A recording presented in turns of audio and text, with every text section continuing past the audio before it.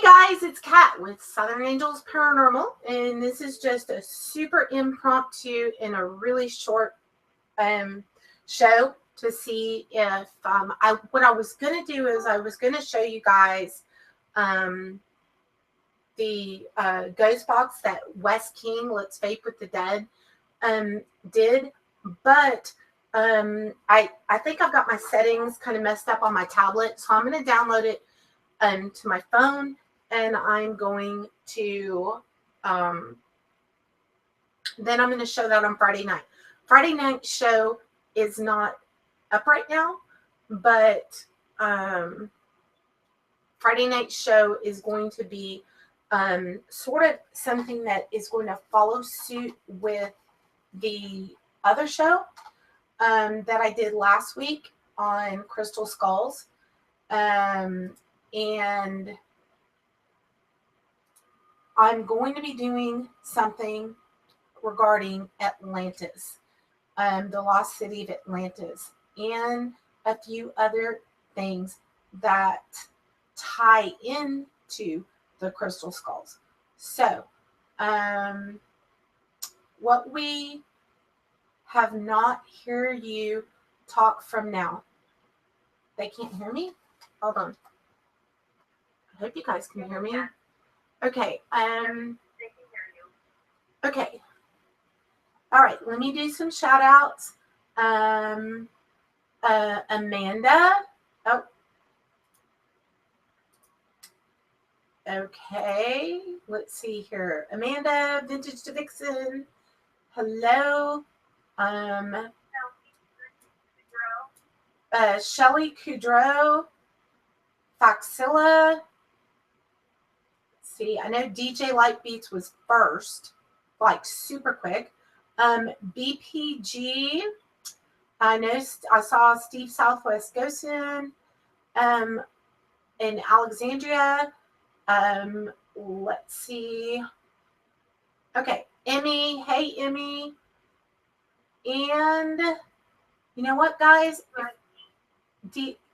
Yep, got DJ. Hey, you hear feedback? Okay, hold on. Just a second. Let me see if you've got feedback. Try to let me know if the feed. Try to refresh and see if you hear any feedback now. Does anybody else have feedback? Kid in the bathtub. Okay. Yeah, I'm not going to be on for too long. It's a school night for my kids, but I didn't want to waste throwing on eyeliner and a little bit of makeup and going on. So I thought it might be kind of cool just to throw a quick show up. For you guys who were not at my show, hey, Justin. For those of you who were not at the show Friday night, what you're seeing over here is something pretty cool. Okay, no feedback. Good. Hey, Twister. The thing is, over here, this is my grid. Okay. In this created an enormous amount of interesting things the other night. Now, I had a couple of the people that were in my chat, Perry and Michelle, that were very interested after hearing about the Crystal Skulls, very, very interested in getting a crystal skull of their own. And I do, hey Karen, and I do also want to, I want to make sure that anybody else that sees this that wishes to have one, I will. And again, if you didn't see the show on the Crystal Skulls and what they can do, all right, the crystal skull that I showed, that is mine, that I've had for over 20 years, this skull was activated by a less lighted version, okay? This crystal skull was activated by Ixum, Max, the Mitchell Hedges skull, the Mayan skull, and Shana Ra. Okay. Now, the way that a download works is that when one crystal skull was activated by direct one-to-one contact with one of the ancient crystal skulls, okay, what that means is all of that information is going to be downloaded from that crystal skull to this crystal skull. Okay. Now, because I had mine, being this one, activated by all of the ones that I just mentioned, that's a pretty intense amount of information. Now, Vintage to Vixen, just to let you meet your crystal skull, I went to I'll put mine down. I went to the crystal store and I got Perry, Pumpkinhead Paranormal, and Michelle, their skulls. Right now, they are in the process of being downloaded by my crystal skull. Now, the other kind of cool thing, and I know Perry's not in here, but this is the other crystal skull. So these two now will be downloaded with the information from the ones that I did, and then they'll also be activated by the other one that I'm going to tell you about. In mine are actually, these new ones are being downloaded as well. This little one, this is an opalite crystal skull. And I don't know how good you guys are going to be able to see that, but this is a little tiny opalite crystal skull, and I'm going to use this. I will wear this because wearing them is very powerful, but I'm also going to use this as a pendulum, okay? And I'm going to show you guys this tonight. You can almost kind of see the glowiness of the opalite, and this is from a new skull that, although not ancient, is an old one, and this has been activated by that, as have this rose quartz skull, another bigger opalite skull, and a white jade. All right. And if anybody, I will be going back to the crystal store this week. I have to go do some crystal shopping for a friend of mine, and I'm going to be getting more crystal skulls. And if anybody wishes to have me pick one up for them, I'm more than happy to do that. In the meantime, I'm going to go ahead and put my little baby crystal skull there. And I'm going to go ahead and flip on the ghost box. Okay. And you know what? I'm going to go ahead and, yeah, the white jade one is pretty cool. And again, anybody, and I do not charge for this.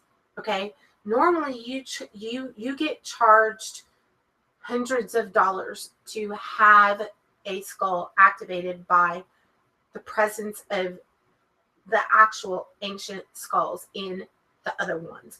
So what I want to do for you guys that watch, not only will I get your crystal skull with my professional discount at the crystal store, but I will also download it with the crystal skulls that I have, and I will do that at no charge. So basically, you're only going to pay the cost of the crystal skull.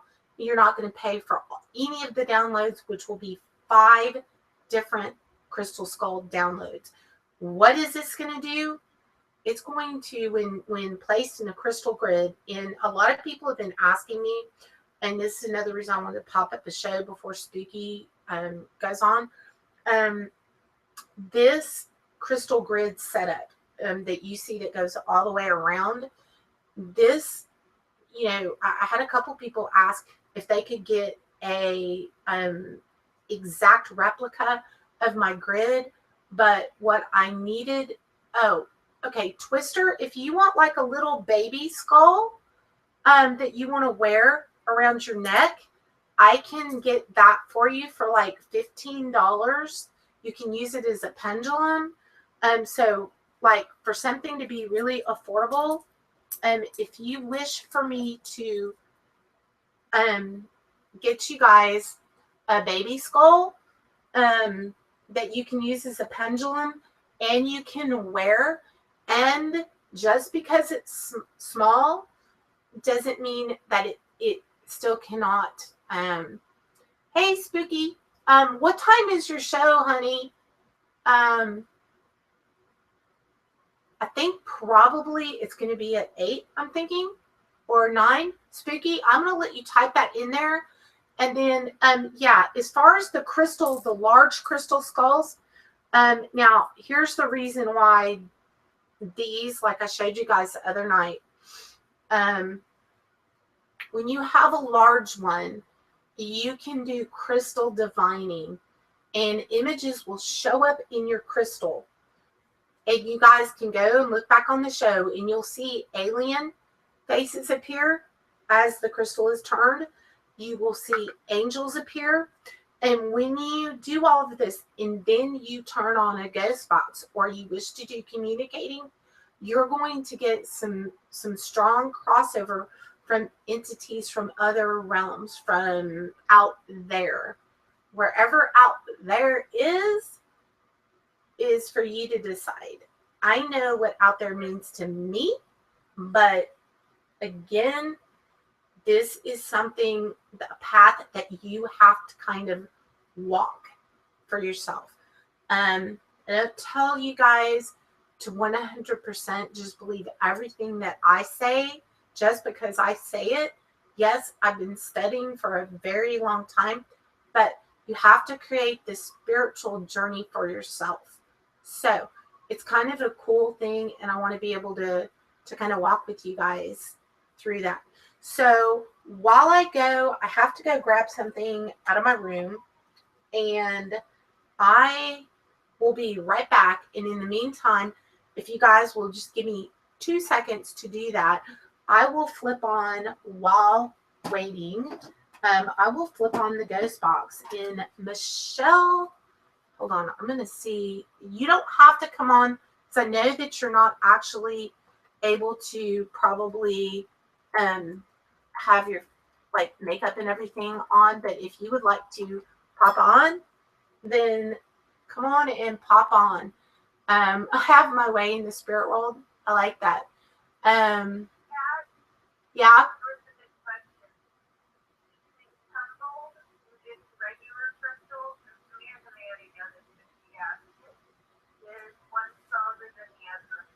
Okay. Amanda, as far as polished or rough crystals, no, there's no difference. But what there is a difference in is the cut. Okay.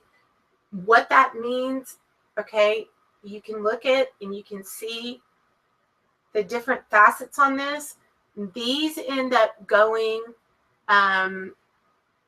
into sacred geometry, and I will show you a set of sacred geometry crystals that come in a box, and I'll explain that.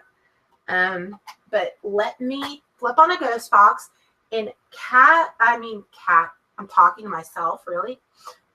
Okay, Michelle, did you get the invite? Okay, if anybody else has questions or wishes to actually Let me just, I'll put this up in chat. Hold on. Okay. Let me put this up in chat. And if anybody wishes to hang out, I'm going to pop this up here and go ahead and come on into Hangout. While I'm going to wait until one of you guys pops up. Yeah, that's Steve. Yes. Click on the link.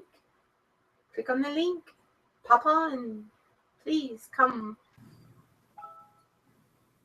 Okay. Hey, Kat. Hey. Oh, I can't hear. Okay. All right. You can pop on. Let me pop on here. Hello. Okay. Hey, Steve. Hey. Hey. How did you watch all of your streams from the other night? You got the doll from Cindy. Did the clown end up Hey. the strongest one? All of your streams? Sorry, I was getting feedback from YouTube there. Sorry, what was that? So the dolls that you got that came from Cindy, did the clown end up being the one that had the most attached to it? Yep, we had two, and I've got the details if I can find them. I believe that there was two spirits attached to the dolls, and if I could give me a few minutes, I'll try to find it. And I'm going to go ahead and plug the speaker in. Somebody has an echo? Yeah. It was Steve, but we got it. Right, I can't actually find the details, but I remember that there was two spirits attached to the clown one. One was Alexandra, and the other one was Denise. What I got through the pendulum was that someone broke in and shot them both in the head, killed them, to steal their gold coin collection. Oh, wow. That's what I got in the pendulum. There was a name I got on the other doll, but I can't find the paper which I wrote it on. It seems to have gone missing, like a lot of other stuff has gone the last couple of days. Every time I put something down, something's gone missing. And then it disappears? Yeah. You know, Steve, I know you work with and have a lot of crystals too. Have you studied much or have any crystal skulls in your collection? I've got a couple. I've got only a small ones, like, you know, probably about that size. Like little, like that pendant I was showing, or like little, like this little? Little ones. Like this, Steve? I think I actually moved them out of the way because they kept falling off the side. But the only biggest skull I've got is this one. Oh, wow. I've got that from a... It's got a rose in it. That's great. It's not like crystal. It's... No, but you know, what I was telling people Friday is that it is the construction or the remake of the skull itself that is what holds the supposed power within it. It's when, whether it's a human skull, whether it's carved, whether it's out of wood or crystal, it's apparently, from what the people who construct them says, that when the eyes are carved out, that's when it becomes interesting. Yeah.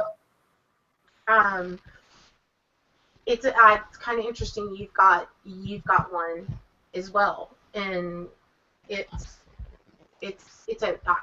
a pretty, you know what, I'll have to after the first of the year, I'll get one of these opalite ones, and it'll be kind of a cool experiment to, once I download the information from the crystal skull that I have that has been downloaded by the 5 other crystal skulls would be to see if you can get additional information if I download one for you and mail it to you. Yeah, Would you be down for that? Can you hear me, Kat? Yeah, hey. I'm always. Can you guys hear me okay? Hello. Hi. Hello, Michelle. Yes, yes. How's it going? I look like death. Can I just say one more thing about those dolls? Yeah. The weirdest thing that Cindy said that in one of the messages, the clown, the spirits in the clown, are supposed to be negative, right? And it's been known that they will harm pets, maybe even kill them. Really? Now, when I actually got the dolls through, the day I actually opened them, I felt a very heavy, like, vibe coming off them, like a very heavy energy. But the thing is, I felt happy all night long. I felt like one of the most happiest nights in the last 2 years, like, you know, doing it. But the weirdest thing, everyone kept saying that they felt like negative vibes, you know, the dolls are evil. So what I'd had to do is that I've done a cleansing. Everyone said you need to do a cleansing, you know, there's negativity in your home right now, and it's coming from the dolls. You need to do a saging. So the next day I've done a complete saging all the way through my home, yeah, and the 2 dolls I put in the kitchen that night, I saged those and like done a cleansing on them with sage and holy water. And the weirdest thing today, well, yesterday, my cat started going crazy. She's never done it before. She was hissing and growling, spitting at me. Really? Wow. Up to about 15-20 minutes, and I just did not know what was going on. I looked at her and she was like all crouched down. One of her front legs were like, you know, kind of up twisted. So I picked her up and put her arm back down. She jumped up, she ran out, and I went out to check her, brought her back in, and she was still doing it. I thought, right, just in case, I'm going to start doing a prayer. I've done 8 prayers. I threw holy water on the cat. I used loads of holy water on the cat. Wow. Right? Because she was acting the most weirdest kind of thing, you know, I've ever noticed from her. And I'll tell you, even weirdest, after 5 minutes of doing all these prayers and dousing holy water on her, within 5 minutes, it was back to normal. Hey, Callie. Wow. That's interesting. And you know what? So this is something, and I don't know what the deal is going on. I've had some interesting things that have been going on back here every week. But this doll back here, it's always interesting to me to see what other people pick up, and then what you were saying about what you had been told about the doll. This doll that came here, that Perry, Pumpkinhead Paranormal, he had gone to an estate sale, and he kind of put me on Skype, and I was able to kind of pinpoint, okay, I'm pretty sure that has something, or that has something, and then he forwarded, you know, he picked them up for me, and he sent them to me, and this one right here said through the PSP7 that her name was Sally, and she was very, very friendly. You could hear a child's voice and everything, but all of these people, and God knows, y'all know, behind me, I have about 1 million creepy dolls. Not creepy to me, but creepy to a lot of other people. But the thing is everybody keeps telling me, and I've gotten this from more than one person, which is that they feel like that this is not a child spirit. And I mean, I even had someone say to put it into a bucket and cover it with cement, which clearly, no, you don't do that. And I can deal with angry, pissed off spirits. But I'm very curious to see if, well, one of the things I thought would be cool, which was cool when you said you wanted to do a hangout, would be to see if you we're able, and I know you've done some stuff with Rose where y'all have done things and tried. No, Travis. Yeah. Travis done one with Travis. Amber, we did one with the dolls.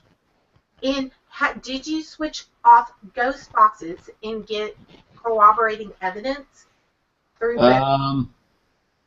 I know we did ghost boxes, but you know the streams are quite a while ago, so I can't be honestly tell you exactly what we got. But I think we got some EVPs on different ghost boxes. Like, you know, I'd say what is Rose's doll name, and it come out with the name, which was correct. Wow. Even with Travis when we was doing it as well. And by the way, I found the other name. I'm going to post it there. I've posted it on the side chat. The old doll name was Hillary Adele. Yeah. Hillary Adele. She died at the age of 86 in her sleep. Oh. Wow. And she died choking. Oh, how sad. Adele actually came from Florida. And Alexandra and Denise, I can't even pronounce that surname, Barjonagala or something. They actually lived in California, I think it was. Wow. But the weirdest thing, when I was asking them on the Ouija board, did they ever go to Alcatraz? I got yes. They took them as like a trigger object. And on the, it wasn't a Ouija board, it's a pendulum board, they said that they was unhappy being taken there. Wow. That's really interesting. It is, definitely.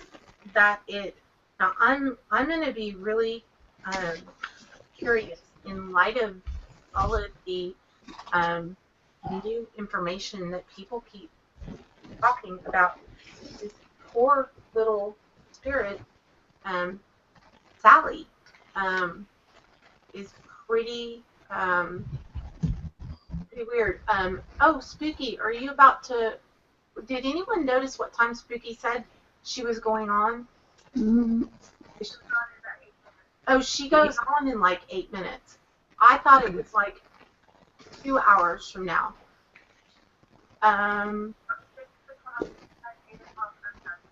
Okay, Spooky, if you want to type in what the show is about, that would be great.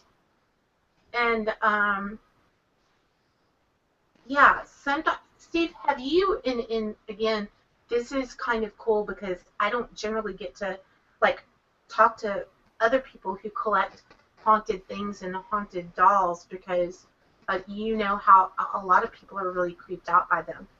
Yeah. Mighty clown ones.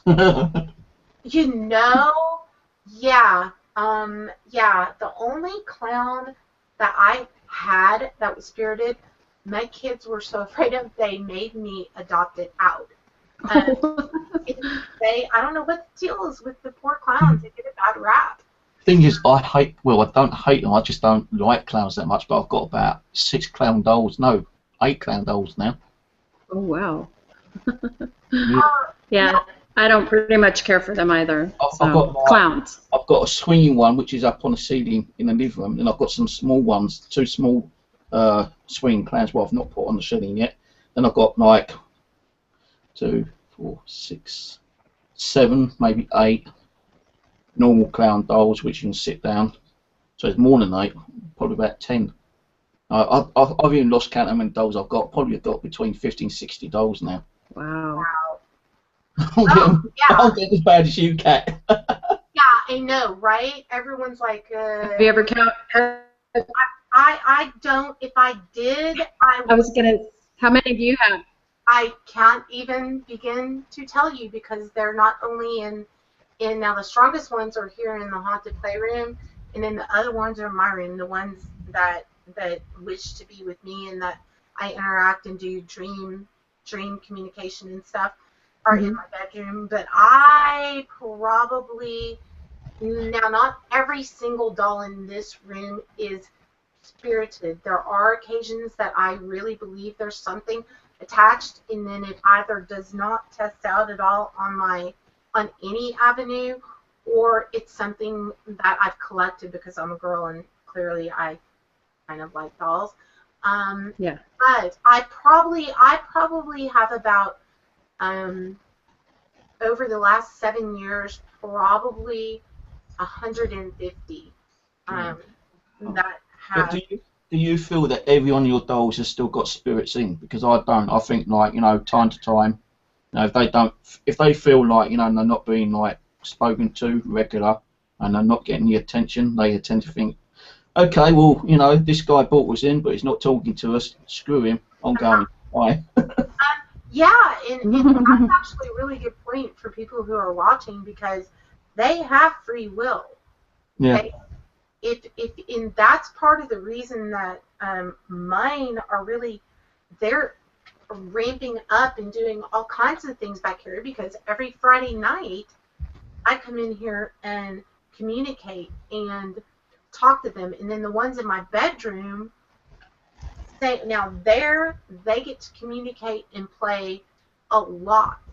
And back here now, when I first started doing the shows from here, they were taking down my audio, my video, my computers. They sucked the battery out of both of my Macs. They were really, really pissed that I was in their space. But now they're like, oh, we're communicating all the time and every week, and now it's super chill. But yeah, sometimes I'll have one vessel that I've worked with for a long time, and I'll come to kind of go by it, and I'm like, wait a minute, it looks blank. And that's the best way that I can explain that a doll that has no spirit, it just looks like an inanimate object, like your TV or anything else. And then I'm like, it's gone, you left. And yeah, I think sometimes it is like, you're not giving me enough attention. Yeah. But why do you actually feel that spirits need something to attach themselves, such as being a doll? Is it because they feel like it's, something which is lifelike, or do you think that sometimes it's something that they had for a long time and was attached to it, or some other reason? I think it's a combination. Number one, there definitely are ones that have been owned by somebody, like these composition dolls, and I know different ones that you have. Like, say, this one that I've got in my lap, this is from the 1920s. Well, there's a pretty good chance that somebody that owned this doll along the way either owned it until their death, or it was their child's. So I have found in the 7 years that I've studied them and worked with them and done ghost box, and before ghost, boxes, EVP, and isolating them and putting them in a circle and seeing if they can move things. What they have shown me is that some choose the dolls in the vessels because they most either looked like them when they were alive. If they were a bride, for instance, if you've got a bride doll, and lots of times I've found that somebody that passed away on their wedding day, on the way to their wedding, something like that, picked that vessel for that reason, because it most looked like them. And then others pick them because they do look very human. And from what they've kind of shown me is that people interact with dolls. They play with them, they hold them, they talk to them, and therefore that's the vessel that they've chosen to be in because of that thing.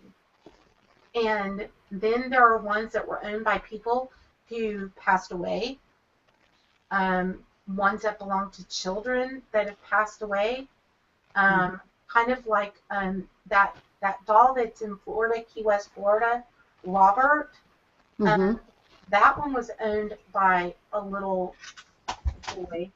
That had kind of an interesting story. And then Right.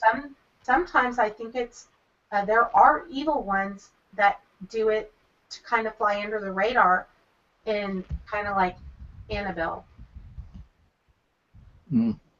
And I, of course, you guys know I have, um, in between with the dolls, I've got my Catholic sick box, which clearly, obviously, is a last rites box, and has a lot of spiritual energy and different things that are attached to that of free will, but that's a different kind of object. There's been jewelry that I've come in contact with, same thing. Um, so haunted dolls or objects, definitely spirit can attach to. Yeah. How did you come to get be drawn to haunted dolls or objects? Because don't you have some objects that are really old, like a mirror and I've got a couple. What got me into the dolls, and I've got another question I want to ask you in a little bit. What got me into the dolls by watching you and Travis and Simon, actually. And I really? thought, yeah, seriously, honestly, it was watching you guys, and I thought, cool, I wonder if I can get myself a haunted doll, or a doll that's got some spirit attached to it, and do some EVP sessions and trying to find out what the name is, where they came from, how they died, because it'd be interesting. And since then, that's how I've kind of grown. Like, Rose gave me a few because she felt that there was a lot of bad energies, and she wanted to get rid of them. So I said, well, send them here. Cindy sent me the two, as I say. Who else sent me? Someone else sent me one. I can't remember who it was now. But a lot of the dolls I've bought from a charity shop. I've gone in there. Not saying that they're all going to have an active spirit to them, but one of the clown dolls, I went in the charity shop and I saw it, and it kind of like, I just felt an energy, this like kind of voice calling to me saying, hey, take me home, and I'm thinking, no, is that Like, me am going I crazy, losing my mind, or is it actually telling me? and like, the energy was like, whoa, I could actually feel the vibes on it, and this was Priscilla? small one. This is a small one. I called him Chester, but his real name's Charles, but he likes to be called Chester. And then, like, a lot of my dolls, as I've got, as I say, were from charity shops. Sometimes I'll be walking past one. It just felt like the energy was like the voice was calling me into the charity shop and say, hey, I'm here, there's a spirit attached to this doll, come and get us. And I'm thinking, okay, am I going crazy, or am I actually feeling this energy? Am I feeling these vibes from these dolls? And I started buying them. I probably bought about 30 of them from charity shops. Well, Rose has given me 7. 2 from Cindy. Kelly gave me one. Kelly L. Right? But yeah, the thing is, I'm just wondering. This is more of a kind of a question to you as well. If you've got a spirit attached to a doll, or even all dolls, yeah, and you feel that you're kind of more kind of bound to communicate with one, say like the one you're holding for now, for instance. I've got Tina, a doll from Rose, who I now believe is like a friend, a guide, a helper, protector, and also helps other spirit dolls. I used to say to Tina, given the rules and regulations, if they don't like it, they need to leave, kind of thing. But I'm just wondering that if you've got a particular doll that you like to communicate with more than all the others, do you think them other spirits in them dolls get jealous? Yes. I do.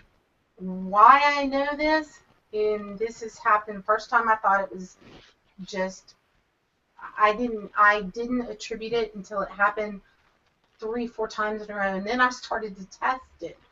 When I would bring a new doll in for everyone out there, and I'll tell you what I do.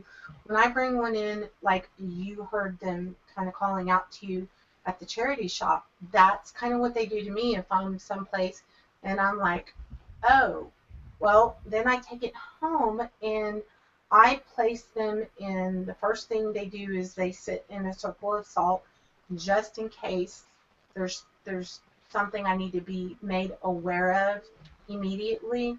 Mhm. And if there's any salt the next morning that has been blown out of the circle, then I know that something initially is going on. Then when I start to work with them by putting the EVP recorder inside the circle and small balls and things that can be pushed, when I'm doing that work, one night I went after I did the experiments and I put the doll back by the other ones, and I came out the next day and there were like 4 dolls that were on the hearth knocked over. And I was like, oh, that's kind of weird. And then I put them back up. I went into the kitchen. I came back out, and the same 4 were knocked over. And all I did is go to the kitchen and come back. And I'm like, do you not like that doll? So there's 2 things that can happen. Number 1, they don't want to be right next to the one they're at, and they'll shove it. I even had one break one. Oh, wow. And then the other thing is when one's being worked at one-on-one, it's like a child that gets jealous. Like, why is she getting all the attention? And Sally, kind of interesting you say that, because Sally, the doll that's in my lap, she seemed to really like communicating on Perry's show. She did. When she got here, she was sharing space with a lot of spirits. And I kind of am wondering if she's not acting up because of that. Because the doll over here, the boy doll in the yellow that's behind me with the hands up, that one's been knocked over 3 times when I've come in here. And there's nothing. Wow. I can't even really move with my hands and knock this doll over. And it's been knocked over 2 times. So, yes, I do think that they get jealous. I actually done a stream a little while back, and I concentrated on all the dolls in the centre, and I put them all around the circle, and I was trying to communicate with them, and I wasn't getting nothing, no whatsoever. I'm thinking, why is this? So I done an EVP. I said, why are you not talking to me? Have you got the yump? And I'd have heard it clear, yes, straight after. Why is this? Is this because you're in a circle, or you just don't want to talk? And I had an EVP saying, we hate being in a circle. Oh. So I said, well, next time then, I won't put you in a circle. What I'll do is I'll put you in like a line. And I said to this on the EVP, I'll put you in a line. Would that make you happy? Yes. Yeah. Yes. So why they don't like to be put in a circle, I do not know. But maybe they don't like looking at each other. Maybe they don't like some of the other dolls, the spirit dolls. You know, I don't know, but it was unusual because they said on the EVP they do not like being in a circle. Wow. That's crazy. That's pretty. That's amazing. So if you do a session with all your dolls, don't put them in a circle. They might like it, they might not, but mine didn't like it. You know, no, I'm going to do another session with all the dolls at some stage, and this time have them in like lines and not in circles, and they'll all be in the living room. But you know, I don't really talk to my dolls that much. You know, I just go in there and acknowledge them every day. I'll go in and say, hi girls, hi boys, how you doing? Hope you're okay. Hope everything's okay in spirit world. You know, have a nice day. And then I'll come out and leave them until I do a session. And if I do a session, I might grab the odd 1 or 2 or something, and bring them in and do a session and do EVPs. But I'm cutting down the sessions. Do you ever watch them? Like, I know that you've got like a TV, and you've got like, what is it, 6 different? How many different cameras do you have? It's a CCTV DVR system, and I've got 8 channels. Okay, so you've got 8 channels. In one of the rooms that you watch when you're working with them, you have audio and everything hooked up to the one room that has the dolls. Have you ever been in your room watching that room and seen things? I've been trying to find ways of getting the spirits to like interact, but not a lot's been happening. You know, I do see things happen time to time. There's one time I had 2 dolls in the kitchen, and one particular doll fell over, and I went back in there and I put her back up, and within about 15 minutes the same doll had been knocked down again. And this was shown on the DVR system when I was doing live stream. But not a lot really happened to dolls. I've not seen any dolls move. I know there's children's spirits attached to the dolls, and I'm trying to get the spirit, the children's spirits to interact by either making the doll move or moving something else in the room. So I'm trying to think, what is the best thing they could probably use? Those children's spirits don't have that much energy, I don't think. So what is the most easiest thing they could use or move?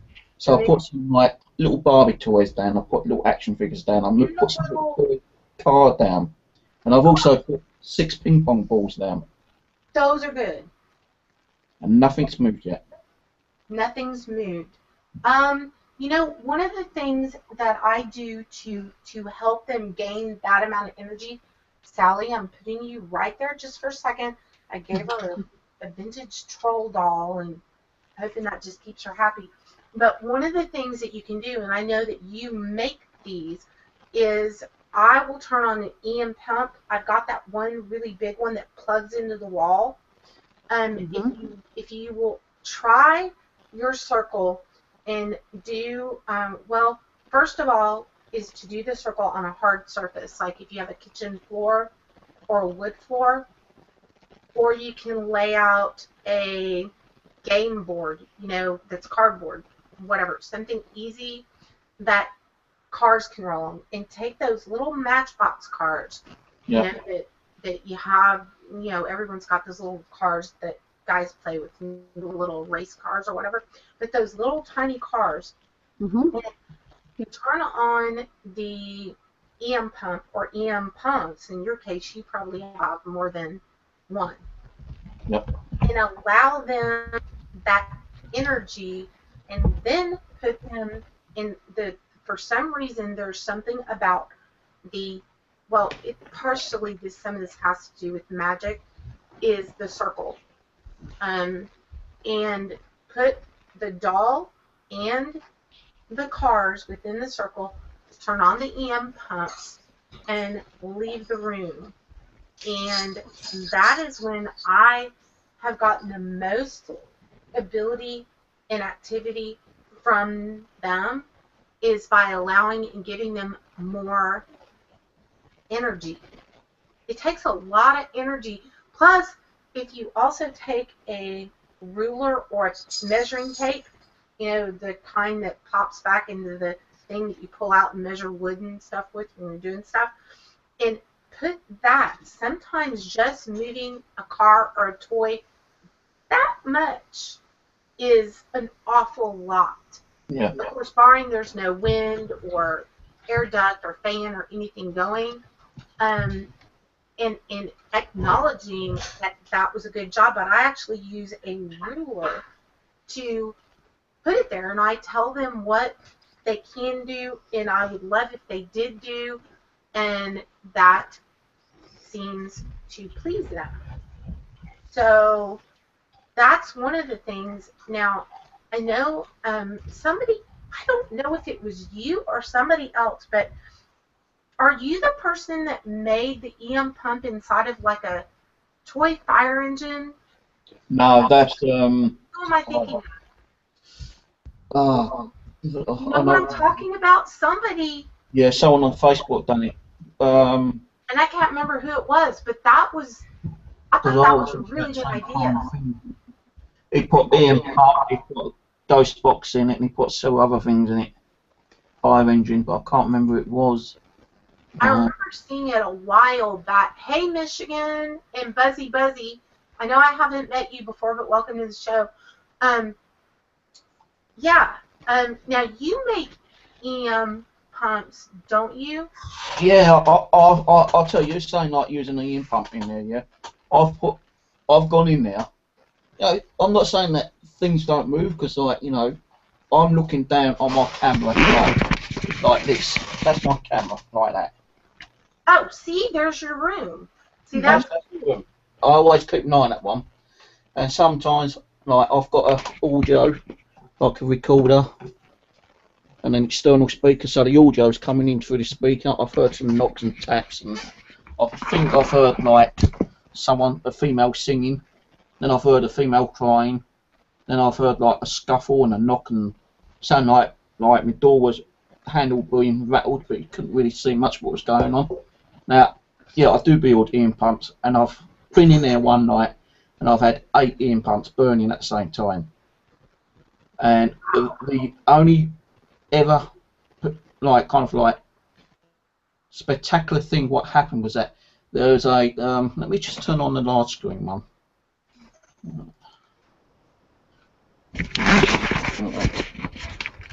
Right, here's my large screen TV. I'm going to try to get up. Right, over here where this mirror is, I've always put a K2 meter there, and down here I put a K2 meter there, but I didn't have the rocking chair at the time. I put it on a box. The reason why I got the rocking chair, because I thought that would be a very good trigger object if you've got a very strong, you know, like elderly spirit. But not seeing that. Down here I've got like a little rocking horse. I think I saw that move slightly once, but it could just my, you know, my imagination, you know, like my eyes playing tricks. And it's still a mess. I'm in the process of sorting it all out in there now. Like a K2 meter up here and a K2 meter in this area, and those both going off at the same time. Wow. And I said, right, if that's a spirit, can you stop? Both K2s stopped at the same time. Oh, wow. So I said, right, do it again. This was on live stream. I've got it on live stream, but I can't remember what it was. I said, if you are doing that, make it go off again. And it both went off at the same time. And they're both hitting max red. Wow. And I'm thinking, well, this is brilliant. You know? I said, right, guys, I'm going to stop you now. Right, I'm going to come in. I don't want you scaring the shit out of me. I don't want you throwing anything at me or anything. But I want to come in, and I'm going to ask you to do that again. I put the camera on. People saw me coming through the door. I stood there. They could hear me. I went, right, whoever's lighting those K2 meters up, do it now. And within 4 seconds, both lit up, same time, both hitting the red. I said, okay, stop. As soon as I said stop, it stopped. Then I went, start again, and it started again, both of them. Then I went, okay, stop. And I said, thank you very much. I left the room, and they still kept going on and off at the same time through the next hour or so. Because it was like driving me crazy, I went in, I said, look guys, okay, you've done a lot there. I'm saying thank you, I'm turning off the devices, and I turned them off because they was like giving me so much amazing activity in there. It's unbelievable. But I just don't know why at the back the K2 meter always goes off at the back. You know, since that day, you know, it was just that one day where it was that amazing. But any time I put a K2 meter in there, it doesn't mean it's going to go off within the first 5 minutes or 10 minutes or 20 minutes. I think it takes them a lot of, like, a bit of time to gather up the energy, but always up at the back of that mirror, it's always going off. Any time I do a stream there, the K2 meter definitely goes off there. Every time I do a stream there. What's it there? I do not know. Well, I know there's no cables, there's no wires. The only cables that's there is the DVR cables, and I've even done a debunk. I've gone in there with K2 meter and I said, look, and I'm going all around wiring, and K2's completely not doing nothing. So if that mirror's got a portal there, which I do think it is. Now, I've told you before when I've seen your streams, I've never, for those of you who have not seen this, Steve's got, I know you've got a portal over there, because I've never seen so many orbs. Wow. One in the living room and one in the kitchen. Ever. And I think I might have one in here in the corner, on that door, in the door. So I think I might have 3. People saying, oh, no wonder you're getting a lot of negativity, you close the portals down. Well, we're closing them down. I ain't going to get no negativity, I don't think. And I keep saying that I want to experience some of the negative stuff, and people saying you're stupid, you don't want to be doing that. The reason why I say I want to kind of like see, sense and feel some of this negativity, because if you go on an investigation, and I've said this many times, and someone says, well look, you know, this house is supposed to be so haunted, and a lot of negative things have been going on. You've been attacked, you've been pushed, things are thrown at you. If you don't see and you go into this place, Welcome. and it happens there, you're going to completely be scared out of your wits, aren't you? You'd be wanting to leave straight away. So that's why I want to kind of like sense and feel some of this negativity. So when I do go to these so-called really bad haunted places, I'm not going to be so scared. You know, I probably will be a bit scared, but That's I won't partially be so scared. but your human nature is when something like that happens. Like when I had Anita Jo Intenzo, the lady who wrote that book that has that a lot of demonic things in her home, and had that live spirit manifestation happen on live. I don't know if you've ever seen that. If you haven't, I will have to send you the timestamp on it.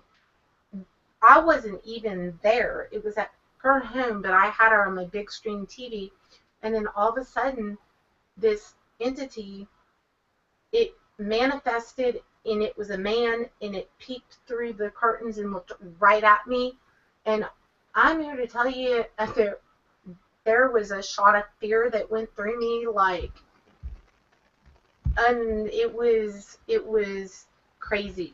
And people, I think, have to understand that investigating the paranormal and helping people who turn to us when they have nobody left to turn to, it's like we can still have fear, but we kind of have to put it to the side and find out what's going on with them, because if we show that fear, then A, it's going to feed the spirit or entity, and B, it's going to gain energy from it.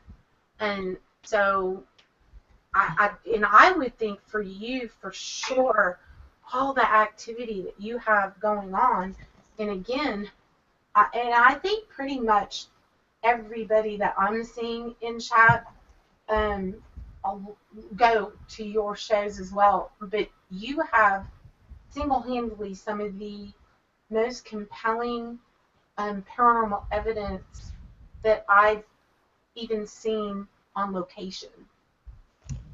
You don't need to be on location. You know, if you feel like, you know, you're getting spirits coming through your dolls, or, you know, you've been to a cemetery and you feel like an entity's following you home, you're going to get more kind of like activity and experience at your own place rather than being somewhere else, I think. You know, you don't need to be going into like the next door, you know, where it's supposed to be so haunted, or a castle, or this asylum or something like that. It's great to go there to experience it, yeah, but you know, if you feel that your own house or your own property is kind of like active, and that's like helping you to learn and understand, I believe. You know, And there is one other thing I was going to say, is that when I've done pendulums, I've asked them, why did I like to scare us? And they say, because we need to feed off your fear. That to them is an energy. see, that's their fear. That makes sense. They feed off your energy so they can communicate. They don't mean to do it to scare the hell out of you, but you know, a knock on the door, or you know, the rattle of the door handle, or you might see them at the periphery of your eye, which I've done a couple of times. You know, seeing these partial manifestations haven't scared me, but I've kind of been amazed at them. I'm thinking, you know, wonder what that was. No, I don't care what anyone says. Someone could go in there saying, I'm fearful. I don't show any fear whatsoever. And I said this on my live streams. They're a liar, because they've got that little bit of fear right at the back of their head. You know, it's like a skydiver, or you know, like a deep sea diver. They may go there and think, hey, you know what's going to happen to me? I'm not scared. I'm going to dive 20 fathoms down, or I'm going to jump out of an aeroplane 50,000 feet down. But then you've got that little bit of fear thinking, oh, what happens if my parachute don't open? What happens if the plane explodes? No, you've got that little fear there, and then spirits can sense that little fear. And that's what they're feeding off. And when they're trying to feed off that little bit of fear, they're, you know, knocking, tapping, even possibly moving things And when you see it, you think, what the hell is that? And that, where you're saying that, where's the, you know, like, where the hell is that? You're actually showing a bit of fear, and that's what they keep feeding off. And it is fuel. That's It's fuel. that's why EM pumps are, you know, like I always say, never bring an EM pump to an investigation, because you're like throwing, that's not good. You're throwing things out there that are gonna make it worse. But in doing what we do and pushing the limits of what we can do within our homes, and in your case with the portals and the things that you've got going on, absolutely, EM pumps are amazing.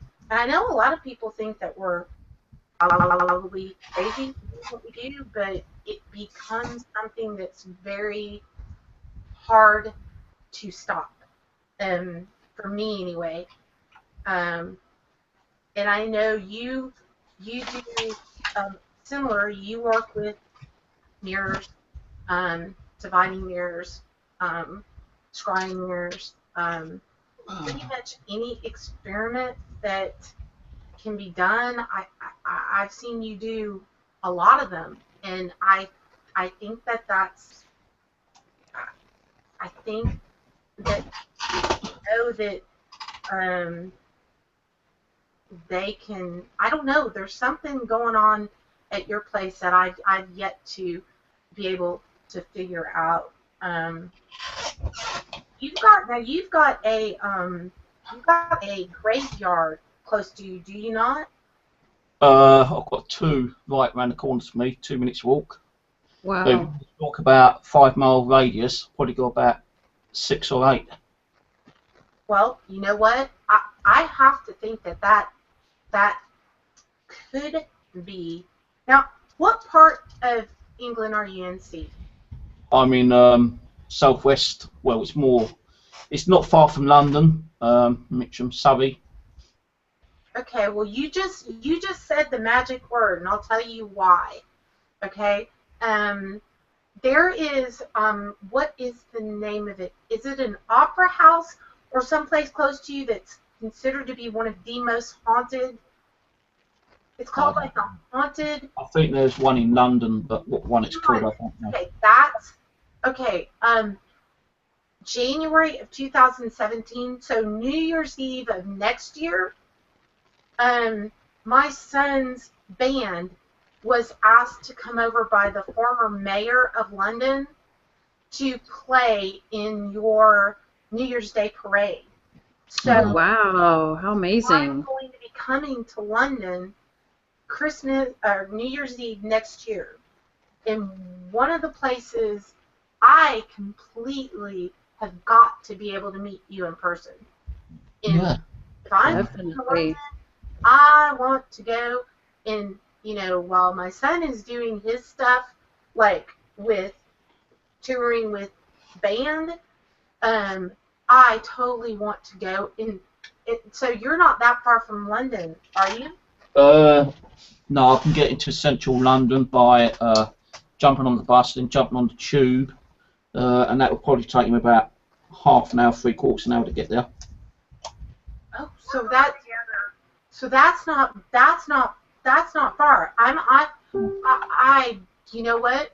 If they have a night they're doing something, I totally want to come and hang out at your flat. It's a mess. I'll have to sort it out before you come. If you've ever seen my room, my actual room, the part you couldn't see on camera, yeah, I know better. It's organized. Just going back to the EM pumps, yeah, these are the ones I normally just make the standard ones, like so. They work perfect. But I have been doing some different ones where this one I can actually control the speed of the motor. The actual the motor. As you know, on the end of the motor you've got a magnet, and that's what's causing the magnet to spin to create its own EMF field. With this one, I can actually control that. I can either switch it off and turn it on, or I can just have it so it's just about spinning, or I can have it full on. and like the battery's a bit flat on this one, but How high will that say? You've got a millimeter, don't you? Yeah. Okay. How high will that EM pump set that off? I'm gonna let you. Steve, let me get a battery. I'm gonna go get something out of my room, and I'll be right back. Okay. Okay. Okay. Michelle, if you have some questions, shoot those Steve's way. Yeah. Right back. Okay. I just pulled Sally's sock off. Please don't get mad at me. Uh-oh. There's your sock. She won't get mad. You'll put it on. It's all good. Right? Where's the other one? This one's not working for some reason. Because we wanted to see it, probably. Okay, I'll be right back. Not back to fire. No, I'm not. That one's just malfunctioned on me.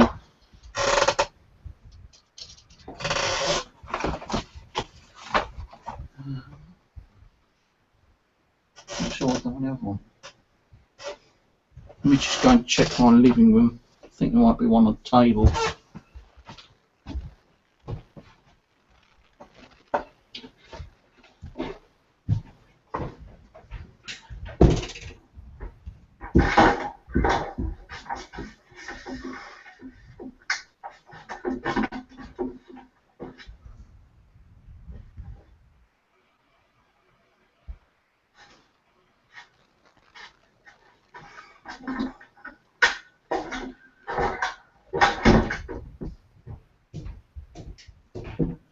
No, done it again, haven't they? Misplaced it or they've moved it. Oh, here it is. Alright, what do I do the other one?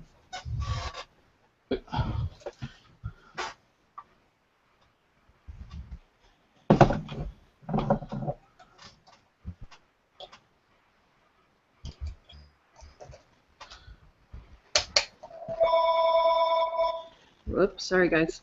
That's alright, it's only ET calling home. It's probably my husband. Nope, that's my son. I'll be right back.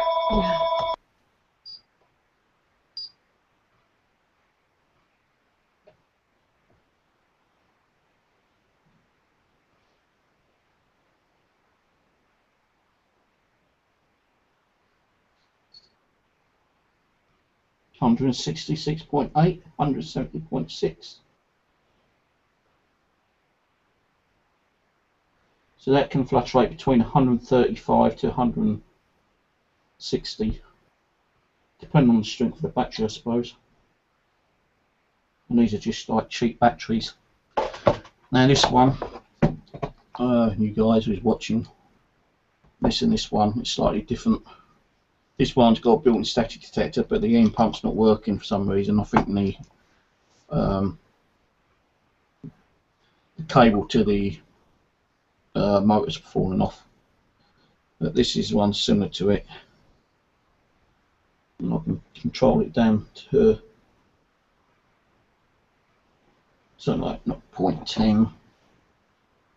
And it's not doing nothing on the millimeter. Oh, 0.2, 0.3. 0.4, so it's fluctuating. So turn it up halfway. 77, 92, 83, 70, 50, 60. It's like fluctuating between 40 and 50. Turn it all the way up. 136 just then. Depends on where you put the normally, I suppose. 86, 57.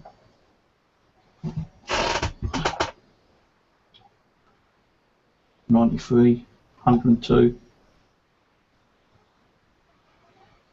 117.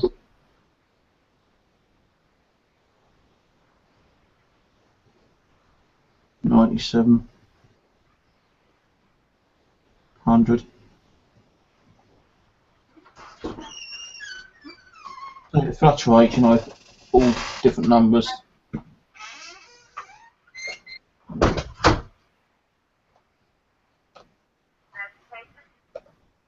Okay. Got it. I was just doing a quick test on the millimeter with the standard EM pump. What did it show up? On this one, in hundreds. It actually went off the scale. It went minus, minus, minus on top for a split second, and then it went down. It's fluctuating between 50 and 130 on this one. On this one, I was going to try, but it's got a malfunction on this EM pump. I don't know why. I can't hear it spinning. So I've got my other one out, which is similar. This one here. Hey Simon. Hey Cindy.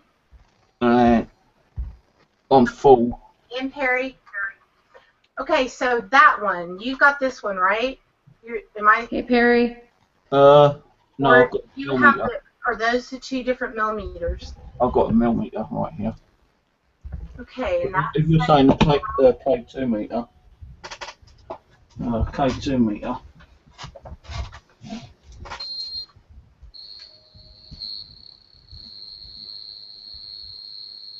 so that'll peg that. In about 2 foot away, 3 foot away, it's still pinning it on the second. Oh wow. Oh, look at the cat. And you know, I can't turn this down. I can turn it down to like quarter if I wanted to. So that's adjustable. What was the cat jumping up at? Or does it think you have a treat? It was like on its hind legs. With this one, it's got I can like push this button here, and I can get the temperature of my room. Because it's like a 3-in-1. This has got like clock, temperature, and EM pump. And because it's got the antenna sticking out, she thinks she can stand up and play with the damn thing. Oh, that's what she's doing. Yeah. Oh, look at the cat.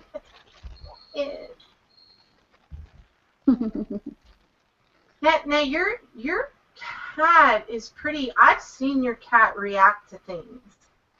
Oh yeah, she goes crazy sometimes. Like the day, I didn't know what was wrong with her last night. She was meowing and hissing and growling at me. Until I doused her with some holy water and said about 10 prayers over her, and suddenly she was back to normal. So I think she was either afraid of something, or something was trying to like possess her in one way, I suppose.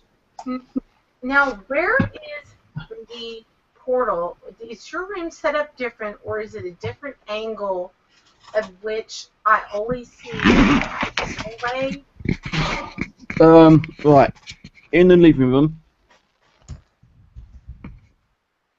there used to be a portal here because that book cupboard used to be facing that way until I moved it. So now I believe that the portal is around here near the mirror. Right. That mirror's the one what Rose gave me a little while ago. In the kitchen, people said that they felt like there's a portal there, and I've done some experiments in there, and I've had some really interesting K2 hits, and that's where I put the baby doll on this sideboard here once before, and it fell down twice in one night. So in there is up near the back of the cupboard, because that's like, let me just actually set up. I'll just. Is there anything that did you always feel like there was this energy portal from as long as you've been there, or is this something that happened over the period of time that you really got into? Well, in here, I never feel any kind of portal in there in the kitchen this side. People have actually said that, hey, you're getting a lot of activity there. We believe there's a portal there, so I've been in there and I've done some like experiments, and yes, I believe that there is a portal in the kitchen. It's just recently I started doing some like little experiments over there in the corner of the door. Where That's it right there. that view right there is where I've sensed that mirror that's by that cross on the wall. That is when I have come to shows where you have the camera on you and you can see that Yeah. seems to be something that goes on over there. Yeah, but a lot of people said that they've seen things going on in that kind of area, but I believe that there's more of a portal over in this corner of the door. Don't know why, I just sense that there's possibly a portal in the corner. You can't see it because I like the camera, but you know, not actually outside in the hallway, which is here. This storage cupboard, I feel like there might be something lurking in there, and I don't really like going in there sometimes. It's only like a small storage cupboard, but I just feel kind of like uneasy sometimes. But in the living room, you know, this is 2 cameras in the living room. That's one living room, and you can see, look, there's the 2 dolls on the chair.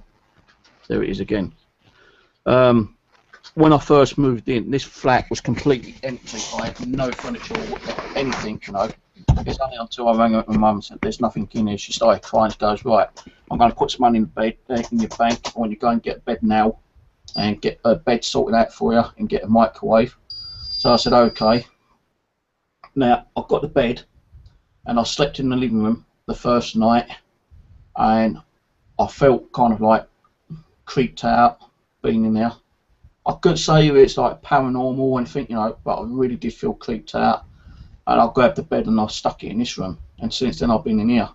Now, since I've been doing like this in my own home, there has been many times where I've kind of like gone in there. So that book cupboard was actually outside. I was walking around looking for furniture, and I found that book cupboard and I brought it in. And a few days later, I found this World War II book. So I bought that in as well because I'm interested in World War II as well. You know, I like looking at the pictures and reading up a little bit of the old history of the World War II. And I put the book on the book cupboard.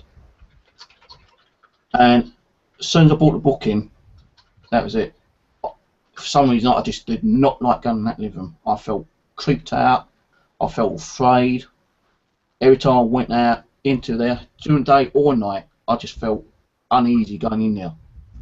And I was talking to Kelly one night, you know, this quite a few months later. Kelly said to me that you got a Martin in that room that's making you very uneasy and it's possibly making you feel ill as well. You need to get someone down there to help you to cleanse that room. So I've got a friend of mine, Jonathan Garthway, who's on Facebook, and he came round, and you know, we'd planned him to come around, I think, with our Friday or Saturday, I can't remember exactly, but it's one of those 2 days. And I rang him the day he was coming round. I said, he's still coming? He goes, yeah, but I want to tell you something, yeah. That Martin communicated to me last night. I said, oh yeah, how? He goes, he used your phone and rang me. I thought, do what? He goes, yeah, he used your phone and rang me. I said, how can he use my phone and ring you? He goes, I'm telling you, Steve, he rang me. And I've already spoken to him, and he's just waiting to be crossed over. So I thought, well, if I'd known that, would have cost him a bloody long time before that. Wow.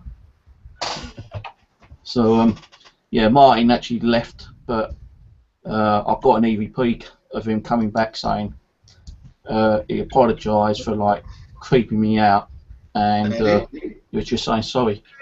Hey, Perry. Hello, Perry. Hey, Kat. Steve.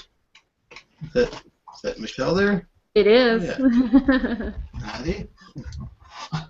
But I try not to show me fear now because, like, you know, I've said to Rose, I said to a lot of people, if you are trying to show your fear, you know, if you feel fearful, that's when they're going to use that energy, that fear from you. And as soon as they've got enough of your fear, they're going to start causing a little bit of aggravation, which you might not like. So, you know, try not to be fearful. It's true. That is absolutely true. That fear, and sometimes it's hard not to have that fear depending on what happens because we're only human. But the minute you sense you're having it, just drop it and realize that very rarely do you see people killed by spirits. I mean, Yeah, very rare. It's like 1 million, I reckon. I reckon they can actually physically harm you. Yes, I've been scratched. I've been physically pushed in my room. I've been flying. I've been thumped in the back. Kelly said to me one day, "Be careful. You're going to feel like a prick in your arm, and it's going to bleed." That same night, about half an hour later, after she said that, I felt this really sharp prick in my arm. I looked at it and it was bleeding, and she goes, "That's a negative spirit, and I won't put it by if you're going to do it again in the near future." 2 days later, Kelly came on the stream and said, "Steve, you're going to feel the same thing again as you did the other day." And again, she was right. I felt a prick in my arm, same location, same spot, started bleeding again. And I'm thinking, look, is this because I'm showing fear? Possibly, we all get scared when things happen, How do these scratches happen? You don't. I've woken up with scratches on me before, and I don't even know how they got there. I didn't even feel them. was But that Saturday, relatable to anything in particular that you were doing? sorry. When you got those scratches, when you woke up with them, was it something that you had been doing that you could relate it to? Meaning, like the night before, did you do a Ouija session or? I don't know. It could have been anything. It could have been a Ouija. It could have been a. It could have been. Well, I don't know what happened. Dybbuk Box, EVP. What's the other one? Scrying and spirit writing. You always open some kind of a door, a portal, to communicate with them. So however you're doing it, it's still opening the portal. Now you're closing the portals down all the time. Very much doubt it. Now I don't mind my portals being open because I know that a good majority of them are going to be positive, but you are going to get the negative one in time to time, And how negative it's going to be. Yeah, people do need to understand that absolutely is going to happen. You can't do this and expect that you're not going to run into negative. Now I actually took 6 months off once before. Really? I went doing nothing because I had nothing to do. I was out of ideas. I was exhausted. I just wanted to take time out, and for about 6 months, when I did come on, I was on like near enough 7 days a week, and that was really draining me out, really knackering me out and everything. So I stopped to help other people do their streams, and then I came back on again, and I tell you, I was getting so worn out doing a nightly thing. I started reducing all my streams down, but I just don't understand how I was waking up and finding all these scratches on me. It'd be on this arm one morning, or the next day it'd be on this arm, or I had a couple on my face as well, down on my neck. Just Saturday, I was on live stream with the 2 dolls, and I physically felt a scratch. I went, ah! I was going, "What's the matter, Steve?" I said, "I've just been scratched, I think. I'm sure I've been scratched." I looked in the bathroom, and there's a scratch coming down here, right down on the side of this neck, and I kind of like stretched my skin a little bit, and it looked like that single scratch was trying to open up into 3 scratches. Really? If it's dolls doing it, I don't know. Did something negative get attached to the dolls before she sent them? I don't know. I know Cindy, bless this cross, which I've got now. I'll wear this every night now to remind me of Cindy. But, she put this on one of the dolls, and she put a binding spell on the doll, and I did not open the dolls until I started the stream. Were they pissed because they were stuck in a box for a week, coming from one part of the world to another? I'll tell you one thing. Yeah. I think so. I would be pissed being stuck in a box for 7 days. I'll tell you that for one thing. If I was a spirit and I was attached to something and I was being shipped from one place to another, I'd be pissed. So I just heard something growl. That was my dog. Oh, okay. thank Sorry. I'm actually thinking about going in the dining room because they are being kind of wild. So they're Okay, just I heard a growl. No, he yawned. One of them yawned. One of them growled, and one of them, I don't know. They're just being crazy. So I think I'm gonna go in the other room. Like everybody can hear them. And, yeah, I do think I've gotten a couple dolls from Jane Harris, of Haunted Dolls over in your country. Yeah. And that both of the ones I got from over there were not happy when they came out of the box. Oh wow. Yeah. I'd be pissed if I was stuck in a box for a week. I'll tell you for one thing. I'm just wondering that some of these, like, I've got 2 Dybbuk boxes, the plastic one and the wood one, which Rose got me from eBay. I told them not to buy them, but she bought them, she sent them to me. How do we know that even these Dybbuk boxes got even spirits attached to them or inside them? We don't know. People said to me, do not open them. I promised I wouldn't open them. But if I was to open them, would the spirit take revenge on me because he's been stuck in this box for God knows how long, or would he be happy and he wants to kind of go free? Because these ain't proper Dybbuk boxes. Now the Dybbuk boxes are actually Jewish wine cabinets. Right. And only that's right. Someone from the Jewish community can put a spirit into a Dybbuk box. So these Dybbuk boxes that I've got are probably just someone who's got a spirit, called in a psychic or medium, managed to get it into a box and sealed the box by buying it, and it's just sitting there inside this box. These ain't real proper Dybbuk boxes, because a real Dybbuk box costs hundreds and hundreds of pounds. These ones cost 10, 20, 30 pounds or whatever it was. And I'll tell you one thing, if I had a Dybbuk box, a proper Dybbuk box, I would not be stupid enough to go and sell it on eBay. I'd do the proper thing and give it to the Jewish priest have it buried in and get it done properly, get rid of it proper. Yeah. The stuff you see on eBay because people want to make money, it's a fast. Yeah. Yeah. It truly. Now I have to say, hey Cheryl. Hey Cheryl. If you want to come on a hangout, there's a link. Hold on, let me share the link.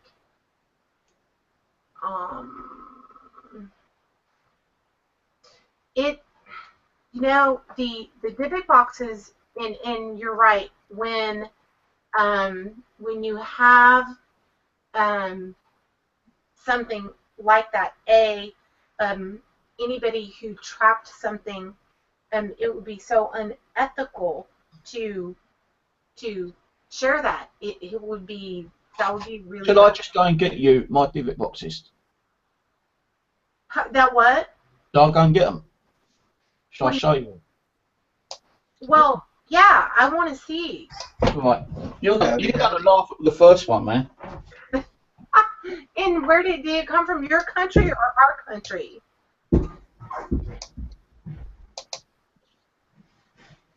Hey. Hey, Simon. Been listening in, Para Peeps. Hey, Cat. Oh, that's a cool Ouija board behind you, Simon. Thank you. This is an experiment I'm doing at the moment, actually. Really? Mm-hmm. After Steve shows that Dybbuk Box, I want to hear about the experiment. Oh, sorry, I missed that. That's one. I've got to get the other one. Hold on.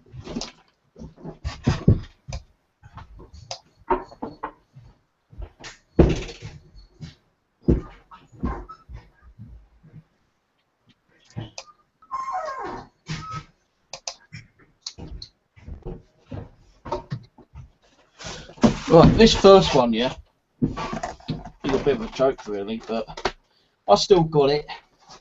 Hey, if you're not paying, a whole shit ton of money, why not? You've got a little teddy bear, knitted teddy bear, some chicken bones, and some dried seeds, and some crystals. See-through box. Really?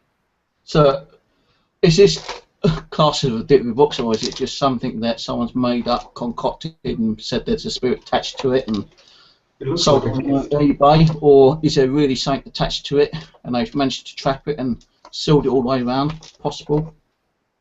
I'm not arguing that there is or isn't. I've done some tests with it, not really got much from it, but I put it in like a black bit of cloth, and then I stick it in a cardboard box. Then I bind the cardboard box with some elastic bands, and I do a prayer on it and put it in the box. Now this other one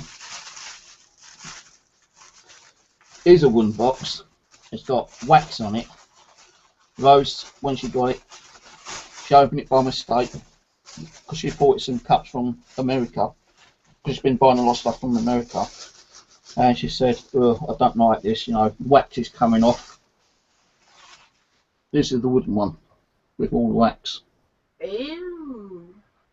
And Wow. I got it, and I said, "Look, it ain't gonna worry being shaken around. It's been shaken around in a box for over a week when it came from America, because it's gone to Rose, and from Rose it's come to here." I was actually provoking it. I was banging it going, "Hello, any spirits in there? Hello? Knock, knock, knock, knock, knock. Hello? I'm not going to open it, but if you're in here, can you do something? Can you whisper? Can you light up a K2 meter? Can you do this?" Nothing. And I don't know if there's anything in here whatsoever. I think it's just a fast on some of the stuff they try to see on eBay. Mind you, he has got 100% feedback, the guy. The guy sold this, said that he came across a one of these big kind of like auctions. I don't know what you call them over in America. Estate sale or something? Estate sale. He came across them in an estate sale. Apparently they found about 100 or so behind the wall, and they're all sealed, and there was God knows how many like dead carcasses around it. So he bought them. He bought the whole lot, I think, and then like he had them for a certain time. This weird stuff started happening, and he didn't like what he was like. He did not like what was happening, so he started selling them off. And he only had one negative feedback saying, "Don't like what you've done to this jewellery box." Excuse me, he didn't do it. He just bought it the way it came through, you know, kind of thing, you know.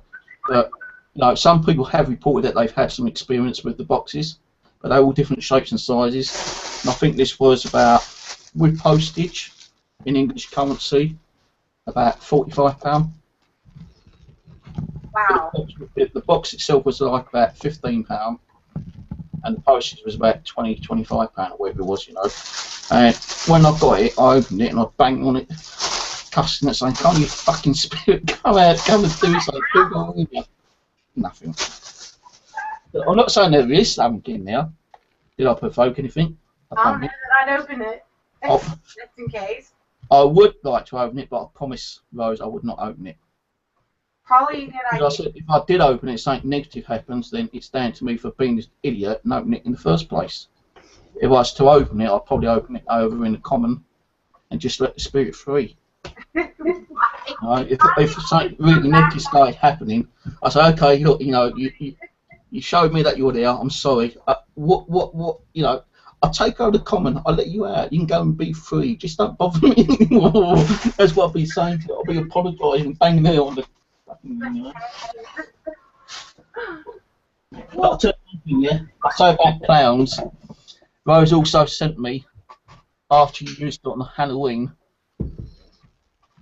this fucker. Oh my god. Oh my gosh, that's scary. Ew, no.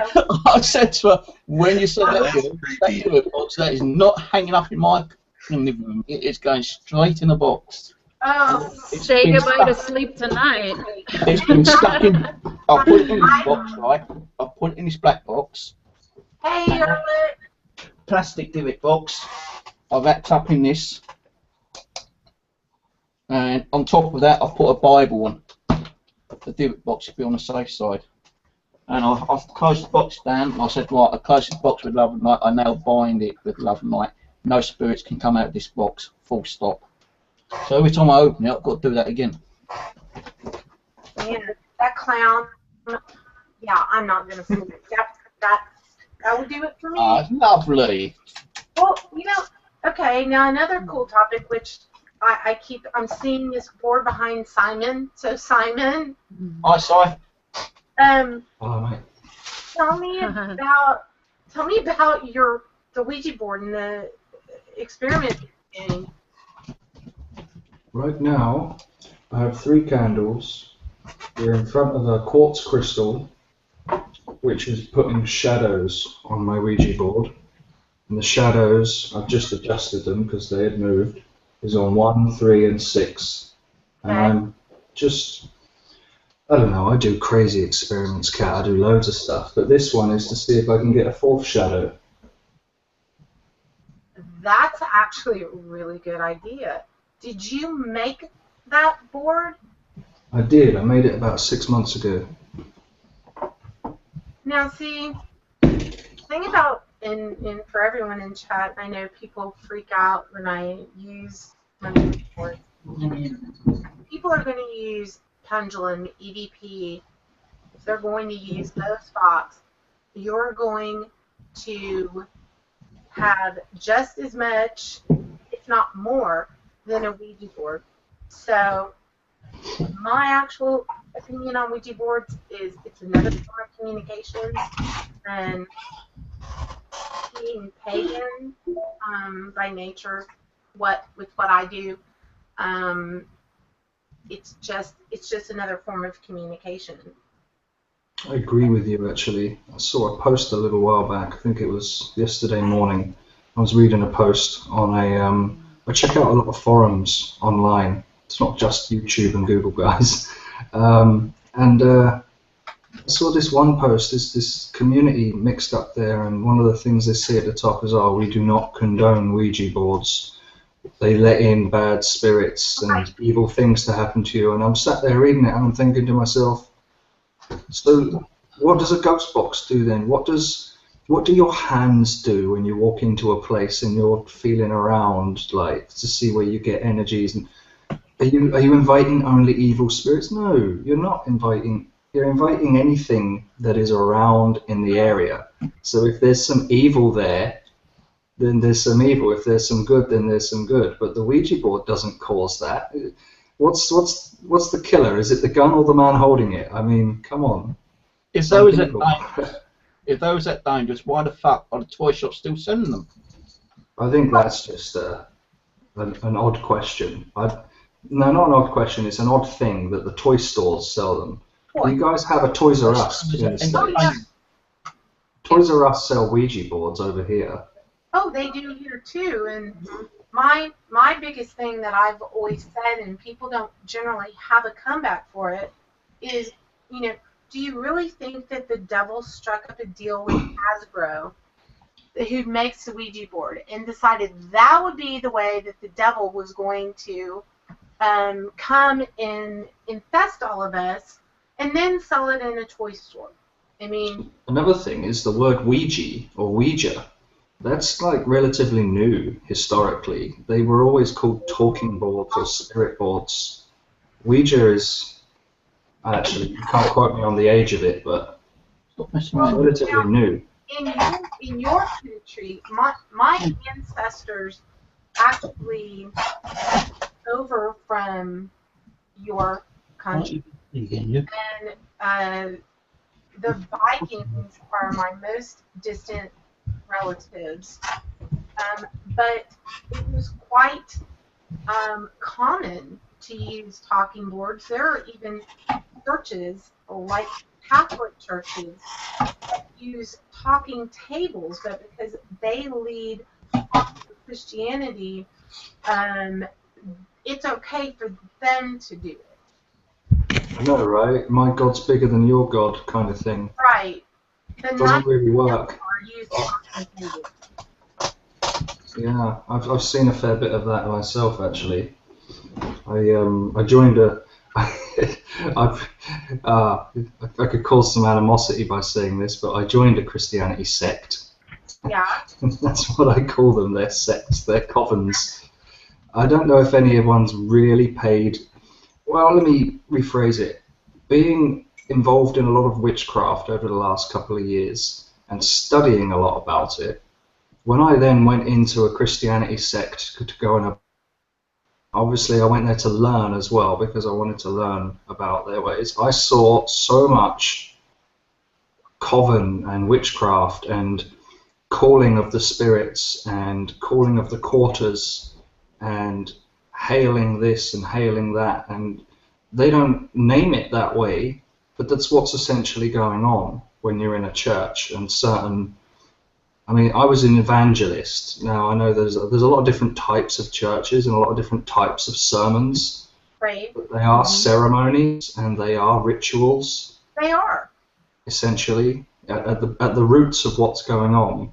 Like I walk into the church and I see altar, I see the drawing of blood, the eating of bread, which is the sharing, the commune, which is the coven, the anointing, oh man, there's so much stuff that goes on within churches that I don't think people really realise derives directly from witchcraft and pagan beliefs. Oh yeah. You just nailed it. You see the Catholic priest going down with the incense burner. Those are all things that I use, and I'm not worshiping the devil. I just No, exactly. Magic. It's not Satanism, is it? It's peace. It's enlightenment. It's oneness. It's wholeness. It's learning about yourself. Not necessarily Christian per se, but it's an older form of that, if you ask me.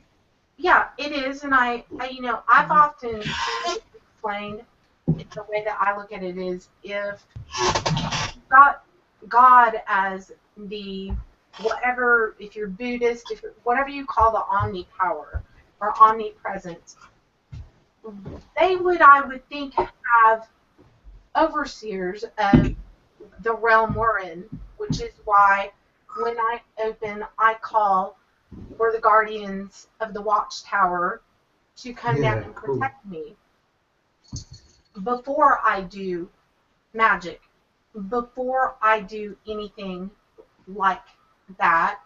So it's kind of like prayer in one way, though, isn't it, Kat? Where you're informing the guardians of the web what's about to happen and letting them cast their eyes to you so they can see and witness what's going on, as opposed to kind of doing it behind their back. In honoring them, we offer on, the altar, whether it be candles or oils or herbs, or in some cases fruit. It just depends on what you're doing or what you're working on. Totally.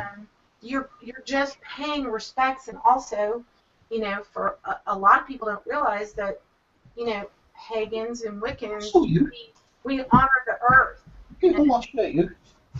We Mother do. Nature and things that a lot of Christians don't actually even do. So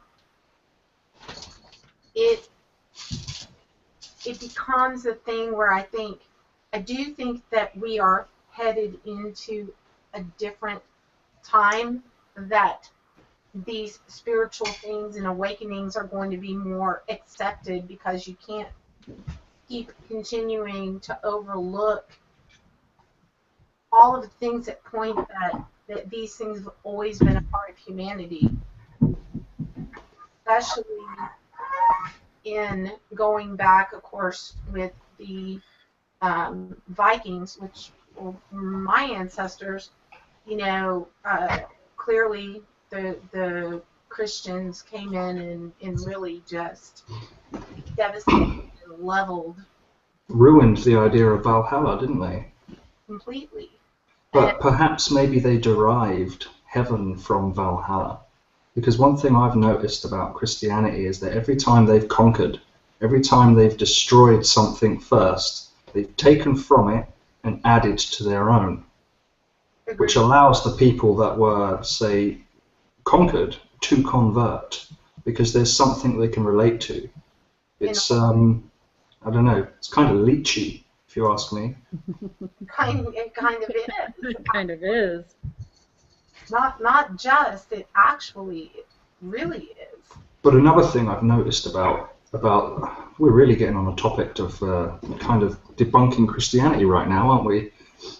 I don't know how that came about, but one thing that I have noticed, to take that a step further, is how dependent Christianity is on God, as it were, or Jesus, or the angels, to guide and to protect us humans, completely undependent whatsoever on ourselves to make our own decisions. We need some higher being. I don't mean we, but in that kind of environment, you need something that's a higher being to make decisions for you. I don't see that as having faith. I see that as being a blind follower. That's a sheep compared to... Sheeple, yeah. And I don't see that paradigm whatsoever. And it speaks a lot about the shepherd, doesn't it? The shepherd herding the flock. Yep. It does. One of the priests that I was speaking to called me a shepherd of men. He said, "You're going to be a shepherd of men, Simon. You shall no longer be Simon James, witch, enchanter, evoker, blah, blah, blah." He said, "You shall now be known as Simon Peter James," or something like that. And I was thinking to myself, no, I don't really want to change my name. Kind of like it. But yeah, it was, you're going to be a shepherd of men, you're going to lead people. Well, I don't want to lead people. I want people to make their own damned minds up and, decide for themselves what's good enough for them. I don't want to be the one that decides for other people what they do. People should make that choice. But some people, right. They wish to be spoon-fed that stuff, and they don't wish to look beyond. They wish to tithe 30% of their income to the church and be told what they should and shouldn't do. But when they find out the truth, it's only my truth in that I've studied Eastern philosophy, Tibetan religion, and I was raised Catholic. You've studied Tibetan philosophy and history? Yeah. How much do you know about the tulpa? Not as much as I would like to. Okay. But, Buddhism and many of the things from Eastern philosophy, they resonate within me more than probably any other thing that I have learned.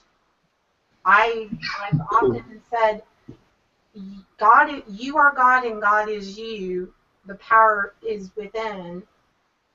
And I believe that when we go, our energy can neither be created nor destroyed, and it goes someplace else. And there are lots of different places that you can go. I have a very different belief than that. I have a very different take on that. As to where you go? You mean do you think that the energy can be destroyed? What's your... No, I don't believe that our souls, our consciousness, our being, who we are, that I believe that's what I call tulpa. That's what I call a ghost. It's the understanding of the identity of what we were in life. And that's what stays. That's what I believe stays here and haunts, if you will, places or people or objects, because it has a undying need and attachment to that object. Right. Or person or place. I've been watching a bit more of the old Ghost Asylum. I remember the first episode I ever watched, they went into a home and it's supposed to have had a demon in there. And they caught this demon in their demon box, which they created out of all mirrors. And what they'd done, when they actually caught this so-called demon, they put the K2 meters on it, making sure, they was all getting hits. They took it out, and they went into this forest. And they said, we're now going to destroy this demon. And they put some explosive on the box. and they blew the box up. That's not going to disprove. Wow. I don't believe in Are you demons. kidding? Okay, that's retarded, actually. I mean, come on. That's TV. That's... You know, they're always saying that we're going to try and capture a real-life ghost. They want to be the first group to capture a ghost. And some of the inventions they do make to try and capture a ghost is bloody amazing, to be honest with you. But Could I give you guys a bit of info that I learned ghost. Sure. about the word demon? Okay, Sure. so we all know that demon used to be the word daemon, right? Right. Okay, so the word daemon was originally used to describe sentient being or God or ancient source kind of consciousness, if you will. And Christianity is where the word demon came from. They removed the A and they demonized ancient gods, which were worshipped, gods of love and beauty and fertility and war, and even so. The gods back then were not necessarily considered good or evil. They had roles that they played. They would give out good or evil, but they weren't themselves. They were just like humans. They had the choice. They could or they couldn't do good or evil. It was up to them at that time. So back then, when they were called daemons, they were worshipped. I mean, the greater daemon of this or the greater daemon of that. And they weren't necessarily considered, per se, a all-seeing, all-doing entity. They were, a lot of them were considered to have human forms, or not so human forms. Some of them were thought to be giants, and some of them were thought to be like man-beasts, half man, half beast. But I don't, on that basis, on that premise, I don't believe in demons. I don't think they exist. I think they are a figment of Christianity's imagination, and they were put here to cause fear and to gain following, because Exactly. you know, if you don't do what we say, the demons are going to get you. Exactly. I actually agree with that. Yep. Fear is a very powerful thing in order to gain followers. Oh, Definitely. it certainly is. It certainly Why is. do people say, Simon, why do people say that they believe that they've seen a demon in the corner or creeping out from under the bed and it's got red eyes? Okay, here's what I think. I believe that they've probably seen a tulpa. And tulpas, they are essentially the identity, the idea of the identity that you were in life. Pretty much, yeah, all of them are human. They're human people that used to be here that are no longer here. Now, from source consciousness or God, you can trigger your tulpa, which is still here. I suppose I should explain. There's two types of tulpa. There's entering tulpa and there's exiting. An exiting tulpa is somebody that's died, that's made it back out, that is haunting or interacting with the living still through objects, places, or people. Entering tulpa is what we would consider like an angel, if you will. Something that's made of light. We see it in the light that we saw it when it was living. Or we might see it as a person of high status, or someone that we were in love with, or something like that. That particular type of tulpa, the entering tulpa, will be triggered from source consciousness, and it's triggered because we need it to happen, or because we want it to happen. We want to see this person, we want to see this spirit, this figure, this being of light, this angel, whatever it is, and it appears to us because of our want or need. The exiting tulpas, when we see them, we are catching them in the process of going about their daily whatever they were doing. But they can appear to us as very dark, very misty black figures, maybe with green eyes, maybe they've got teeth and horns and fangs or whatever. It depends on the person perceiving it. These things are perceived subjectively. They're not perceived objectively, because you're not in an objective stance to make that decision on what you've seen, because you're not in we're not in the fourth or the fifth or the sixth dimension. We're in the third dimension. We live in a three-dimensional world where our eyes can only perceive what we think we can see. You know, like the brain picks up light and it transforms it within the brain and then sends the signal, and then you're seeing or whatever. It puts it together up here. So you're only seeing what you think you're seeing. This is my opinion, though, Steve. I'm not telling you that's for fact. Do you think that they're using some kind of telepath ways of putting these? Well, you see, an exiting tulpa is completely dependent on the person perceiving it to be perceived.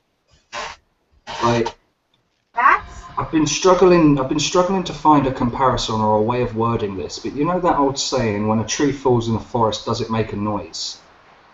I'm trying to find a comparison to explain ghosts in that sense. Is if a ghost appears and no one can see it, did it actually appear? The answer is no, it did not. But then maybe they could, because we can put cameras on places and see things, but does it only appear on the camera because we were watching it, or does it not? You see, this is why I'm struggling to find a comparison for these words. But basically, when an exiting tulpa is perceived by a person, it's because that person is there and it needs to be perceived to gain the energy to manifest. They don't energy from nothing. So science is coming forward at the moment with a nice explanation to this. They've done a light experiment where when you're not looking at it, it does one thing, but when you're looking at it, it does another. But they haven't come out with enough information for me to relate two and two together right here. But anyway, that's my opinion on it. People said that light can't bend, but you've proven it can bend, don't you?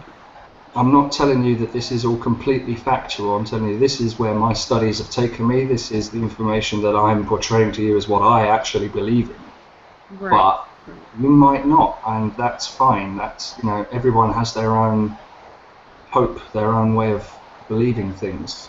So don't take this as I'm telling you what's what, because I'm not. No, no worries. It's just, Interesting. this is where you come to, in your life study, in your life experience, to believe. Because This is what I've come to believe, yeah. you truly, you go through life, and I think all the way up to the end, you still will form different varying opinions based on that life experience. And a person should, in my eyes, you should never stop looking for that thing that resonates for you, the way that does for you. And you have to look at a lot of different things in order to make that connection. But for me, I just don't think that, I think there's way more questions within Christianity that they cannot answer, and that begs one to keep looking for the answers, which is what I've done, and that's probably a huge part of the paranormal, is searching for those things that are outside of conventional belief systems. Oh, hey, that's better. Now, over in what is predominant in yours, where you and Steve are from? Is pagan? I mean, what is the most predominant thing where you guys are from? I know where we're from what it is, but what about where you guys are from? In England, it's Christian. That's the most predominant all over the country. When did pagan completely? I mean, it used to be pagan. There's still a lot of them around. Don't get me wrong. There's a lot of pagan practitioners around, but Christianity really did take over in the Middle Ages. That was it. Do you think that things will ever shift back? This is going to be really controversial, but not as long as there's government. No. Oh no, I would agree with that. No. They use too much. They use too much indoctrination. The schools indoctrinate the children grow up believing, and they never see anything different, a lot of them, until the day they die. I have a lovely little saying, actually, right? You wake up in the morning, you put on your man-made shoes after getting out of your man-made bed, you step onto the man-made concrete and get in your man-made car, you go to drive to work along the man-made streets, you sit in your man-made office, go on your man-made computer, go home, eat your convenience food out of your tins, use your man-made microwave and your oven, you go get back in your man-made bed and you do it all again the next day. At what point in the week do you actually touch the earth? The actual earth. When do you actually touch it? Well, for people in this country, they don't. They can go years without putting their hand on a tree or touching the soil. And I think as long as that continues, it will never go back to being a spiritual country. It will continue to stay religious through and through. You know what I've done the other night? For the first time in ages, So, I touched on my little bushes back in the garden, or my patio. Reason being, as they say, when you've got this water, you never throw this water down the sink. You need to put it back in something that is found, earth, flowers, trees. Like this little container of this water. can anyone else hear that? I can. Someone's trying to interfere or talk over him. Yeah. You know, I'll be honest with you, the other day, Peter, Ghostly, was on Hangout here, and we were hearing this feedback. And Peter goes to me, yeah, Steve, do an EVP. So I said, okay, everyone keep your mics open, which I did do. Don't make a noise, don't speak, don't share like I do, you know, kind of thing, please go out. And I put the mobile on. And just some feedback, it's astonishing that there's 20 people in the room. Just some feedback. Doing it again. It's doing it again. It's like, Steve, I can barely hear you, mate. yeah, it's like trying to talk over Steve. Trying to talk over you, Steve. Yeah, it is. Hey, are you trying to talk over me? How rude are you, spirits? You want to pick up the backside? That was twice. Yep. Whoa, as soon as I said that, I had a great big bang in the living room. Oh, nice. I'm not being funny, mate, but it's like a chitter-chatter, or it's like there's a fan on your microphone, but you use the same mic as I do, so that's not possible. Yeah, why not? Is your air conditioner on, Kat? Yeah. Nah, we don't. Okay, is that what you're hearing, Simon? Because her air conditioner might be, Kat's air conditioner might be going. So I'm hearing it on my end, and it's coming from Steve's end. Oh, okay, I think I can hear what you're hearing then. Can I just try a quick EVP record? Can I say 30 Yeah. seconds? We all be quiet, yeah? Okay, See what Go ahead. happened.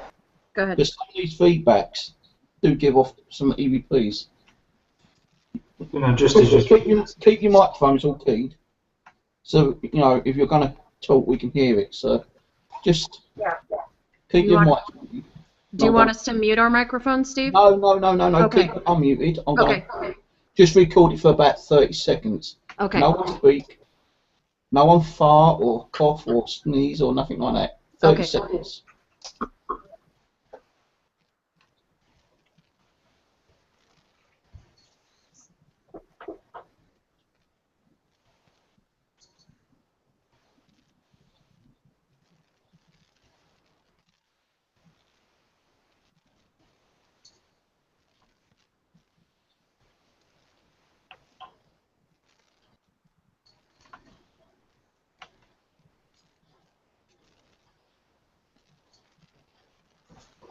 Right, that's 30 seconds, yeah. And strange, when I said no talking, no noise, that feedback went.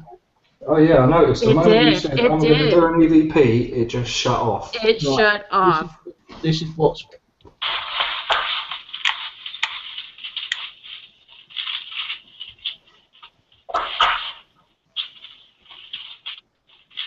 I have something, yeah.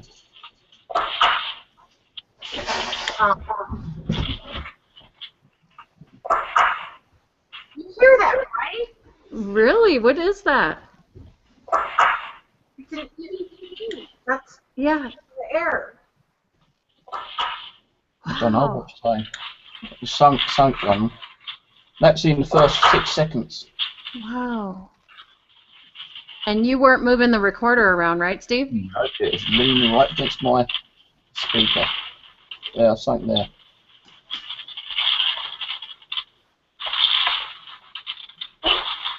There. It's like a cough. It is. Okay, I'm going to try the same experiment here. Yeah. Same thing, you guys don't talk, and I'm going to go ahead and hit record. Hang on, I've still got 10 to 15 seconds. Listen. Yeah. It, The hell? yeah, it sounded like it went like it blew into the mic or something. It's actually saying I'm here. Oh. I'm here. That's creepy. That's saying I'm here. I'm here. Steve, I want a copy of that phone you used. I'm here. I hear it. When you said that, I'm here. I heard it. I'm here. Oh, okay. Hang on, what's that bit? I'm here. Kathy! Shit! Look at his face. Wow. That said I'm here, but then Kathy.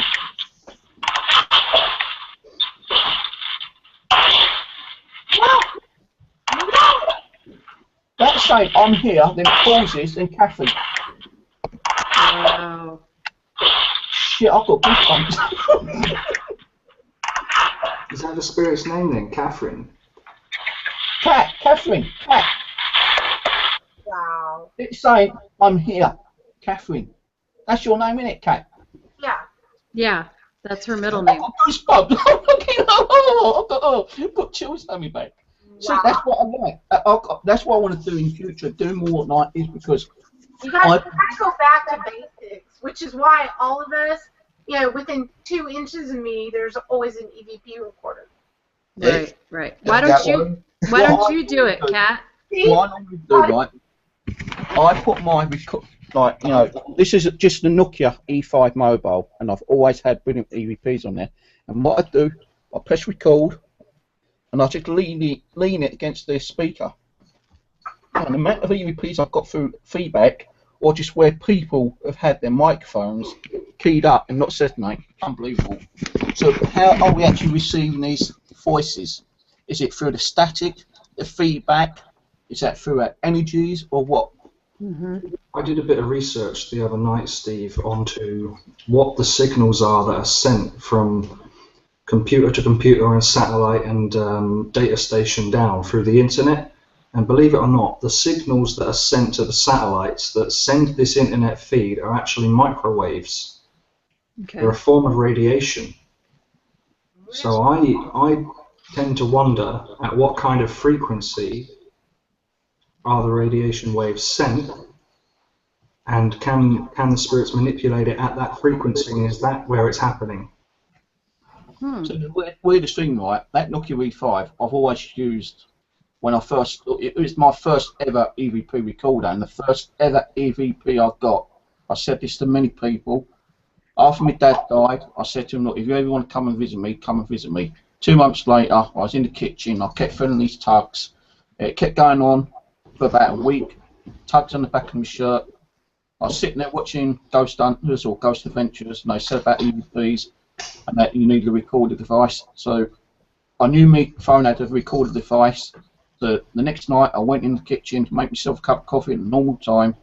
I turned the recorder on, said, if any spirits here want to say hello or give me a message, do so now.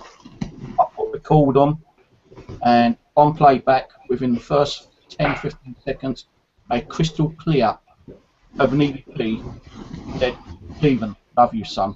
And that is my dad's voice, and that's the first ever EVP I called. Wow. And I've always used those. Like, I've got 6 or 7 different EVP recorders, but I still use that Nokia.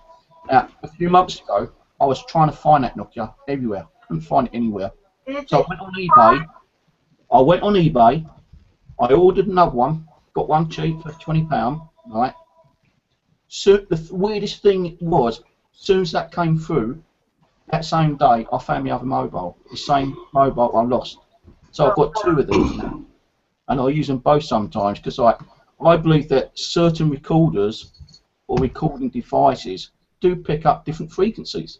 I agree. This has got a great EVP on it. The first EVP I ever captured was that Jezebel witch. Do you remember her, Steve? Yeah.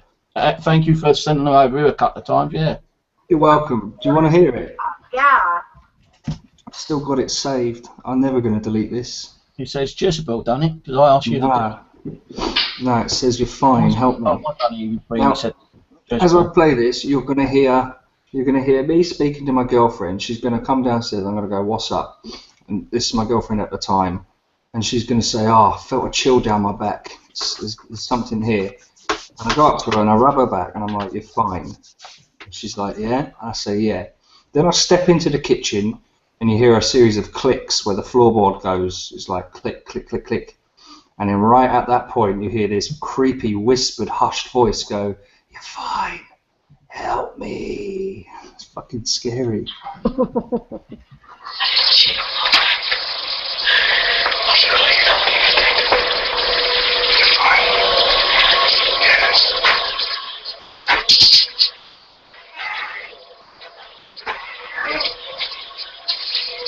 You hear that?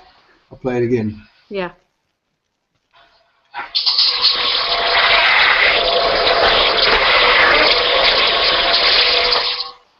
So creepy. It is. Definitely. So what you want to do is try get Kat and yourself to try it, and even like Perry. All sit there for about 30 seconds to a minute and all do one at the same time and play back what we get. Oh, that's a good idea. Okay. Okay. I've got a But you do yours out of speakers, so I'll have to unplug my recorder. headphones and put it on my laptop speakers. Right. You'll let us know when you're ready, and I'll give you a countdown of 5.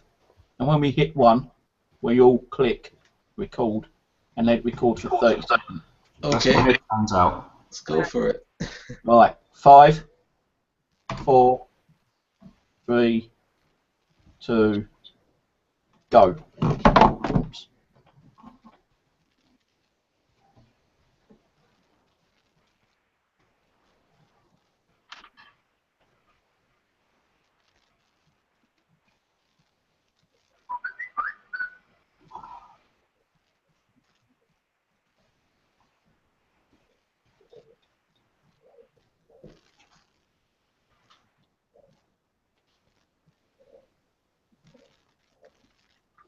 Stop. And that does not count as an EVP. No, no. I think that's whose phone is that? Not mine. Not mine. Yours? Oh, I thought it was Perry. I was gonna blame it on you, Perry. I could hear when nobody was talking. I could hear something trying to come through. I could. Like I heard voices. something. Did you guys hear There was that? a background noise. I there. heard it. Within the last 10, 15 seconds, I was hearing the Yeah, floor. exactly. I was pointing my finger. I was like, that's got to be, yeah. So who wants to go first? Your camera's black at the minute, Michelle. Yeah, My what? your camera is black. Oh. You might have to log out and log back in. Oh, can you guys see me? Nope. Nope. No? Nope. It's the spirits messing around with you. Oh, see, they're messing with me because I heard them. Yeah. Kat, why don't you use the control panel there and see if you can Let me jog hit the it, camera? and then. What about now? Nope. No? No, you can see your picture with your brutal red lips. What about now? Nope. What? You might have to log out and log back in, like I might. Okay. hang out and then come back in. Hang out. Let me hang up and I'll come right back. Right. Okay. All right. All right, Perry, why don't we go from left to right? Why don't you play yours? Okay. Actually, I just listened to it. I don't hear anything. Oddly, and this thing is really sensitive. through my headphone, it caught your phone going off. But I don't know if you're going to hear that.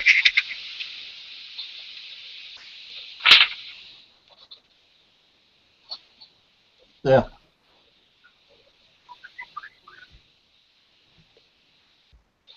Okay, what about now? That's better. Yeah. Okay, all right.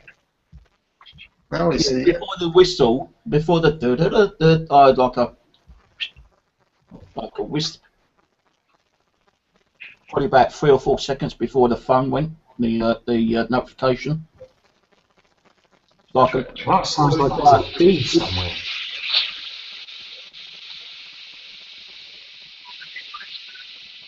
it's just before then, about 3 It's- 4 seconds before. It was like Okay.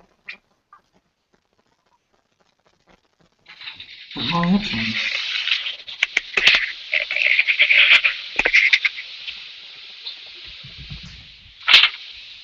there.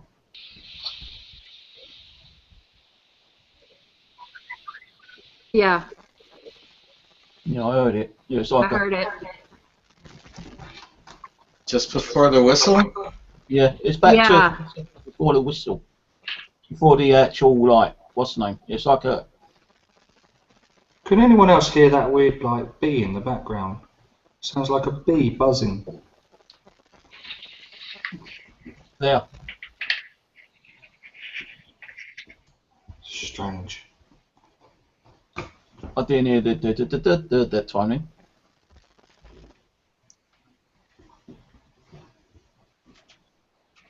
Okay. Now, Simon, play what you got.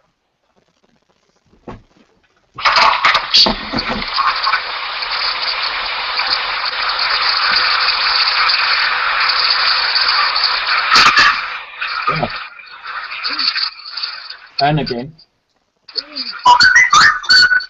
I heard voices before the whistle. Yeah, it was. There was voices. I could actually hear There voices were. with the whistle. What those son, I don't know, but you could hear voices in the background. Right. Excuse me 1 second. Let's see if I can pinpoint it.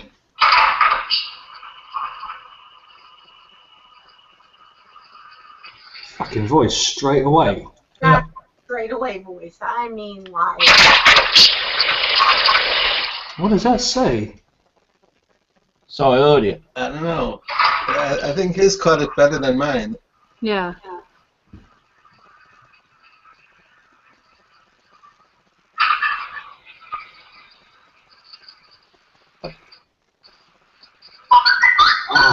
Ow. It sounded like it said hello.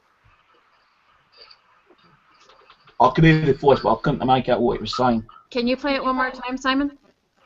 Yeah, 1 sec. Yeah. Oh, fuck me, that's so loud. Right. I'm just going to let it play.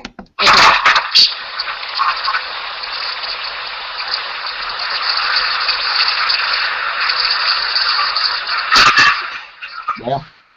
Doesn't it sound like it's hello? I heard hello. Hello. Yeah. And there. Yeah. Sort of stop. Okay, stop. Alright, one more time. It's literally, I start it playing, there's a click, and then the voice is like literally 2 seconds in. Yeah. So it could possibly be one of us saying okay or something. No, it was all quiet. I know it was all quiet, but we did all put our recorders down, which I think is what those clicks are.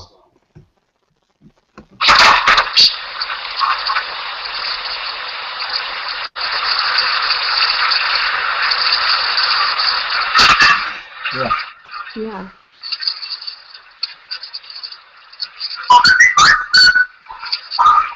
And now. Right after. I thought I could hear maybe a second voice, or maybe he was just sounding really quiet. It sounded like hello, and then it's me.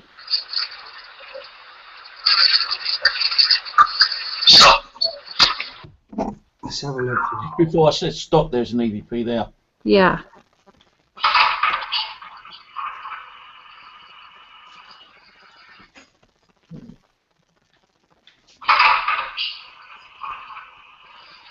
What the fuck? I don't think you set your recorder down like that.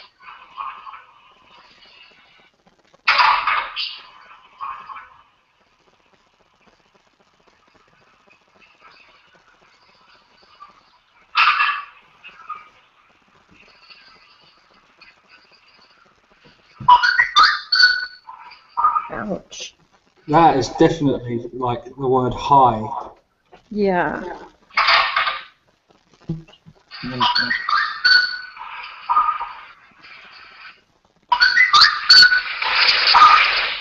Yeah, hi. Actually sounds like It's either high or hide. actually sounds like I'm fine. Like I'm fine. Okay. I know we had this the other day. Everyone, I could hear things, and everyone else was saying that they could hear something completely different to what I was hearing. Exactly.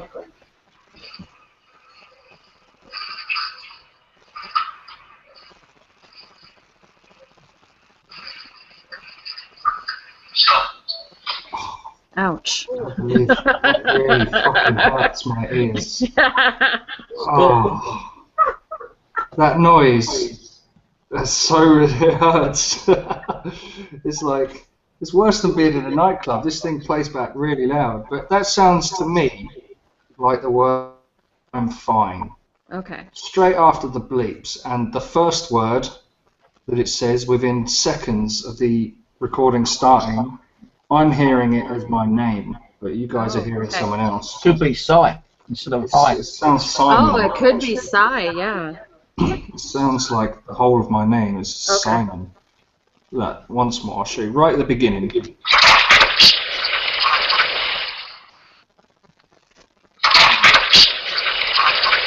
Actually, it's ain't Simon. Yeah, I can hear that now. Sounds like Simon to me, but then it's my name, so when I hear it, obviously, it's quite subjective. Right. Right, who's next? Well, I don't have a recorder. All I have is. Here, I'll play. I'll play this here. Hold on. Okay. I'll do my one last, the best one. I ain't even heard it, but I reckon it might be a good one. Something just took all of my stuff out of my speaker. Just went completely. Hold on. I did promise guys I won't be doing no EVPs, but you know, one little EVP, two maybe. I said I'll be taking a break. Sorry, Cheryl, darling. Don't blame me. They the ones that got me to do it. Peer pressure. All right, I'm gonna play it. Okay. Here we go.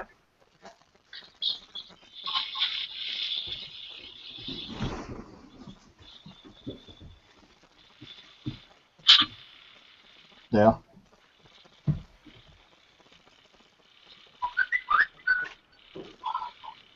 Yeah. Oh, that last Yours part. was a lot more clear. Yeah, that last part. After the whistle. Something. Yep.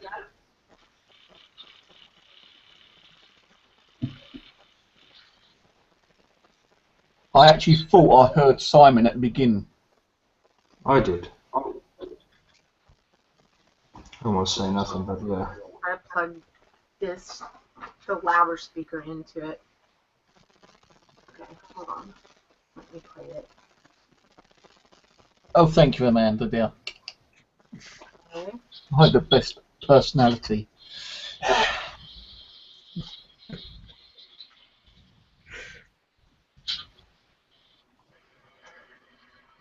Hold on. I try my best.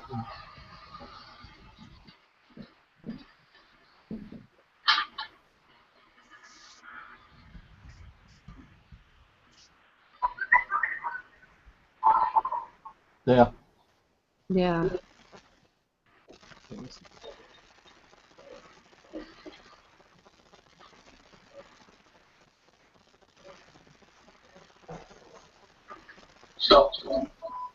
There's something that is I'm gonna See, have to. on that first speaker you tried, the first speaker, I'm sure I heard Simon within the first few seconds, but that one I didn't hear at all then. Oh wait, let me listen to this close to my ear versus putting it to the speaker. Hold on. Different EVP recording.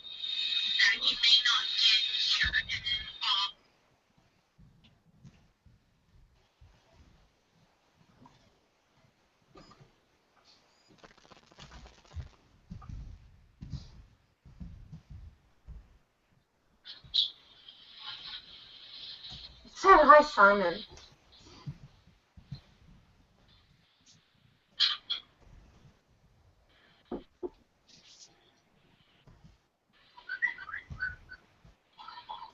Yeah.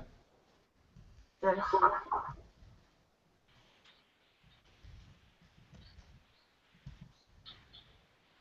And now, I think. Wow. So I think I heard 3 on your one, Cat. There I think 2 on your one. And I'm gonna have to upload those later to Audacity. Yeah, definitely. That there were some, but at the beginning, I also got and heard hi Simon. So Right, shall I play my one? yep.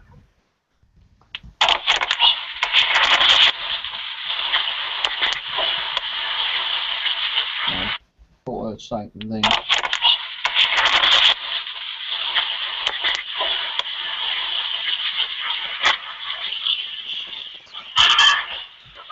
Oh. I've gone past it. I keep hitting the wrong button, sorry.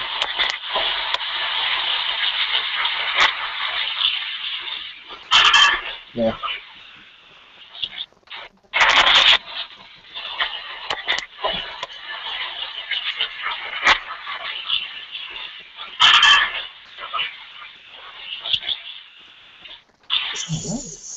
Something behind you? Sounds like cutting being moved.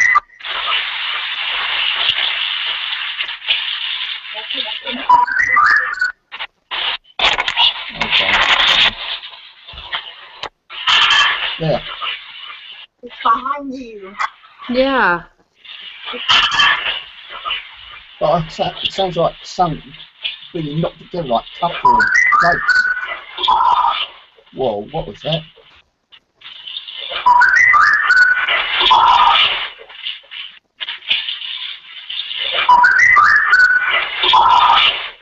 Behind, I think you said. Like, look behind you?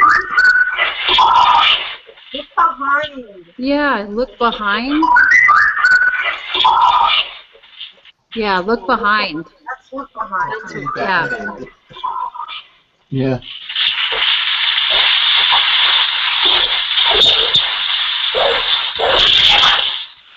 It's dogs barking. No one's got some barking or something. It's dog barking. But my dogs weren't barking. No, they weren't. Uh-uh.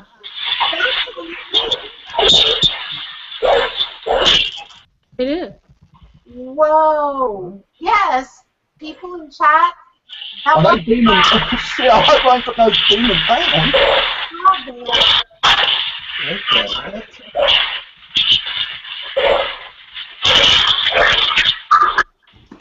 Got a ghost doll. Really? That's weird. Yeah, That's it's freaking me out. My cat was freaked out, as I said, for about 20-25 minutes today. She was growling, she was hissing, she was spitting at me. Maybe. And I'm thinking, what the hell's going on here? I had to bless her, I had to fucking throw water over her, I had to say about 10 prayers over the cat. And after doing that, within 5 minutes, she was back to normal. So that is weird. You need to get a mobile, you need to get a Nokia E5, guys. A Nokia E5. A Nokia E5, I'll put it on the side chat, on the Hangout chat. How I'll old tell you. of a model is that? It's just a Nokia, an old Nokia model.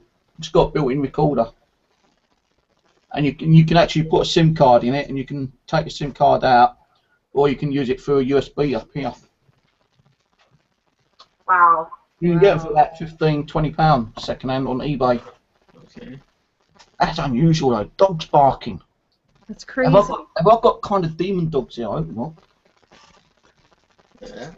Okay, that was dogs barking. I don't care what anybody says. That was dogs barking. It was. Sure sounded like it. Yep. Because other than the cell phone whistling, I didn't hear anything like live. Right. Yeah. But you said that you heard something about behind me, or that? Yeah, like look behind. Definitely sound like behind. Yeah. That makes sense. On my recording, I heard something what I thought sounded like "I'm fine." Well, look behind is exactly the same kind of sound of a word. Right. By the way, I just bought this one that I just found on eBay. Mm-hmm. There's another one on there for $39.99, and all the rest are more expensive. But I got mine for $24. It sounds like a better deal. What? It's an old model. Are you buying an E5? I wouldn't pay much more than £10–15 for one. Which is about, I think that's about comparable. Yeah, for 60 quid you can get an iPhone with all the crazy touch caress screen stuff on it. So And the microphones in these is like, spectacular, man. I wouldn't tell someone I was buying it for a spectacular microphone though. I'd be like, this is a shitty old model of phone. I ain't paying any more than 10 for it, mate. It's old. One here, UK, £12 plus £2 postage. And so It's about $20. so I got it paid maybe $4 more. Some guys said 130, 120 quid. He knows. He knows about the recorder and EVPs. Yeah, this is what I've been saying a lot lately, and we've kind of been talking about it on my live shows. Is not to say that there are not good apps out there that are, but getting back to regular ghost boxing and this EVP that's where it's all at for me. I'm not ever going to bring an app, maybe EchoVox, but no actual other app to any investigation. If I'm going to catch something, I'm going to be bringing the EVP recorder all the way. Yep. Yep. But I think people get very what's going to happen is we're going to create new people coming in the field that want this payoff with apps, and if they already got it. Hear, Yeah. An EVP, then Look, E5 in America, $30. Well, yeah, in America, but even I'm pretty much generally don't use the apps anymore because of that. Just because it creates a lazy investigator if you spend too heavily on these 3-word sentences and stuff. It's just not necessarily, I guess it's just not my thing. I did it for a year, and yeah, some of them work, but when it's way more of a rush in evidence when you get it the way, that's a perfect example. Yeah. There's a guy called Ricky Van Rake who's been doing some Android applications. He's actually working on a new PC app at the moment, and it should be out available. It's only going to be $5. He was going to charge 10, but he said 5, and he's working on it at the moment still, and it looks very, very interesting. That's the one that I'm going to be using on Friday night. What's it called? That's the one that he's developing with Wes King from Let's Fake and Talk to the Dead. The VEB Ghost Box Mega. Yeah, that's Wes King, the one you asked earlier. That's Wes King and Ricky Bracken's app, and I downloaded it to my computer, and I'm going to use that one on Friday. And because it's the last one. The last application I downloaded, which was also $5, was and I gave him the idea of like where you got the circle on the actual thing, it'd look a lot more nicer if it changed colours, because it's got like a built-in geophone. So he's put it so that now when you get a tap on the phone, it'll go either yellow, a medium tap will be red, and a hard tap will be blue or whatever. Right. And that's the VBE Ghost Box Pro. Show you it. He's got it on for $5. I'm just waiting for it to open up. That one there. Oh, that's cool. Oh, bless. So, you know, if you look on Facebook, if you can't find it on Facebook, I can get the link and you can download that one. It's only $5 and it looks very interesting. You know, it's got like you can spit out words and letters and numbers as well.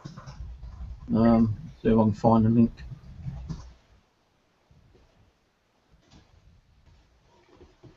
You know, some of these apps seem to work better on the what do you call it? And on Android devices with the external speaker than they do when you put them on your computer. He's actually still got the beta version of that available. So that's the beta version. You want to download it without actually paying the $5 first.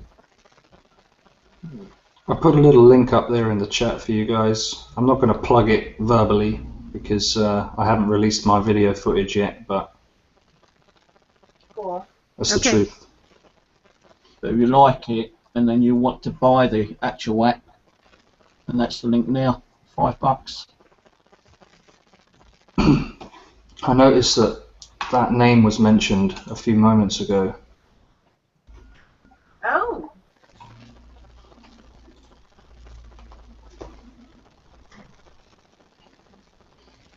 You'll be able to see that maybe tomorrow night or the night after.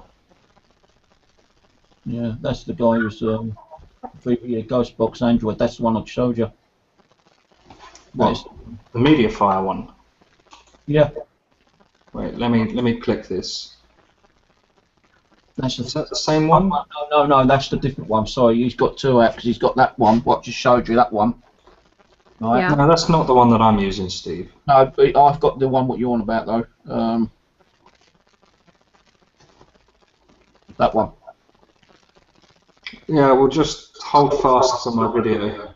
Yeah, I'm not too keen. I have tried it. I'm not too keen on that one. I've told him that one. I'm not going to say anything verbally. I'll just release my video tonight, tomorrow, or the night after. Oh, cool. I can't wait to see that. I do it periodically. I do test all of these applications. I've and, done the test on these. thoroughly. The video I put up the other day when I tested them out. You know, I tested it over on Friday night, the Realm. And Yeah. it just Oh, failed. It failed. It was the fail. Yeah, I downloaded the Realm and I had problems with it, keep crashing, and I Yeah, it kept put crashing. the comments in to him, and he's managed to put a patch out for it already. I got the patch, but it still didn't. It still didn't do the trick. Yeah, it does kind of crash time to time. And the other application, he had the Realm and what's the other one? The IB1, Yeah, the Impossible Box. not happening. Bad. Just He's got the Realm, and what was the other one I had?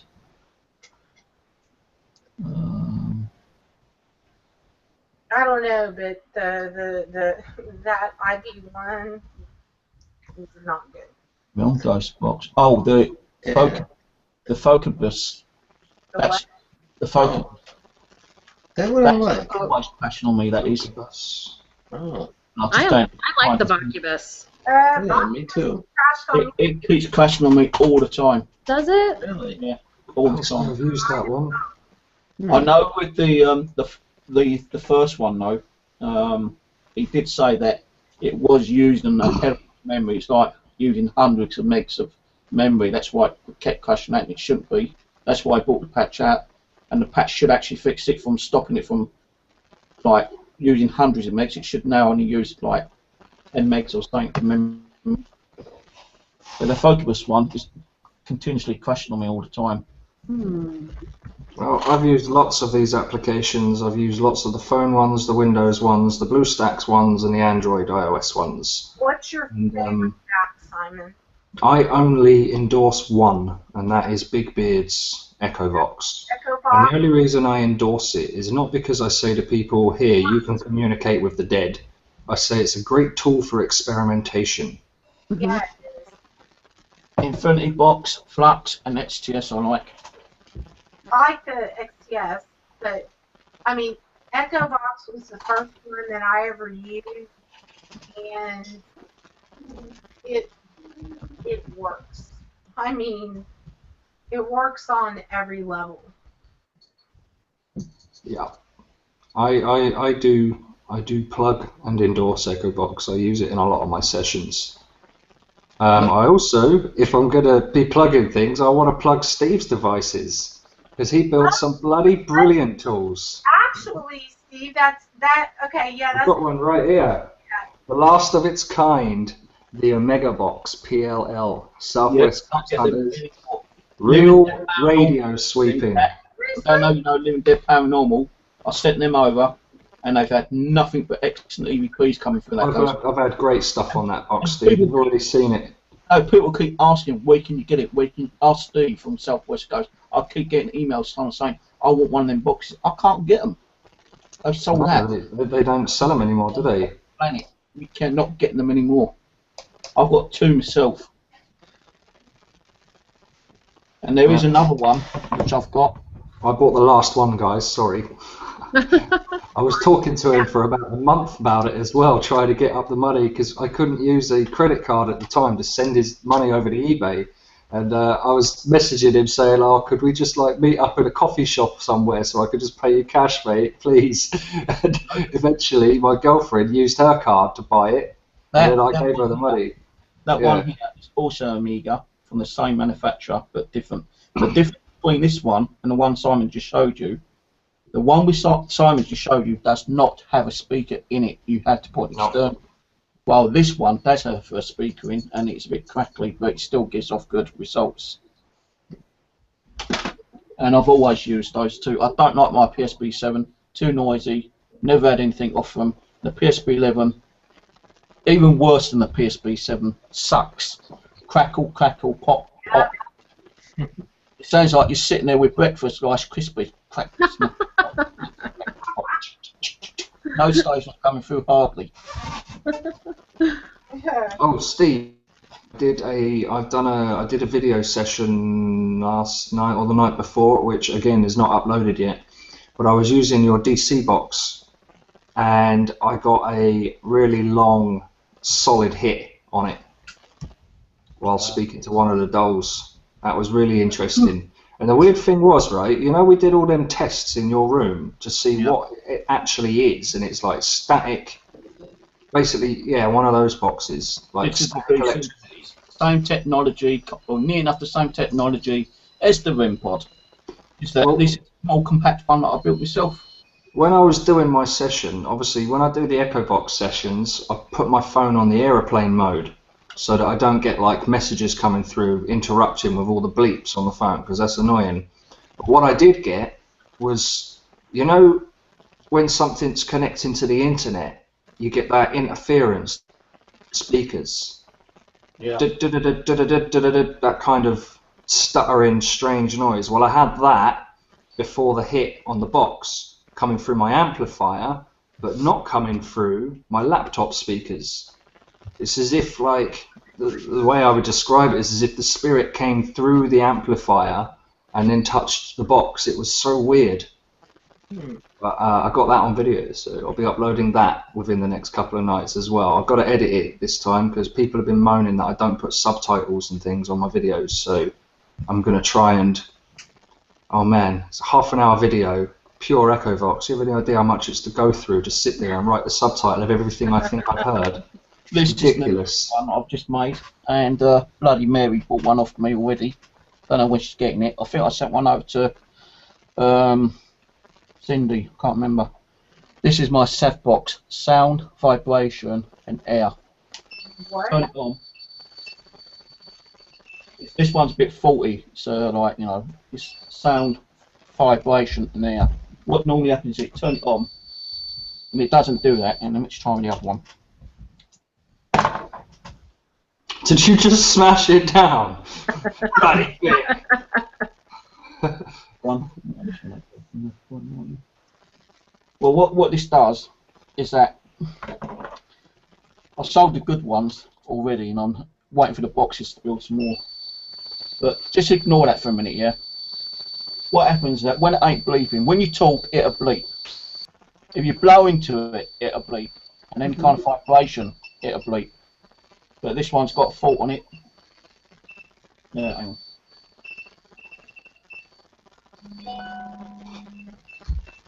Shut up, you stupid thing. Because it don't normally bleep like that. As I say, I've got a fault on these two. And I've only got these two left, so I've got to repair these ones. But usually when you turn it on, you put it somewhere, as soon as you speak, it picks up your sound, your vocal sound, because it's picking up voice. Anything goes near it and touches it, taps it, it picks up that. If you go up to it, or a spirit is able to blow into it, just by the air being blown into it, it will go off as well. So it's like 3 in 1 kind of device. And I'm going to be building a few more of these when anyone's interested.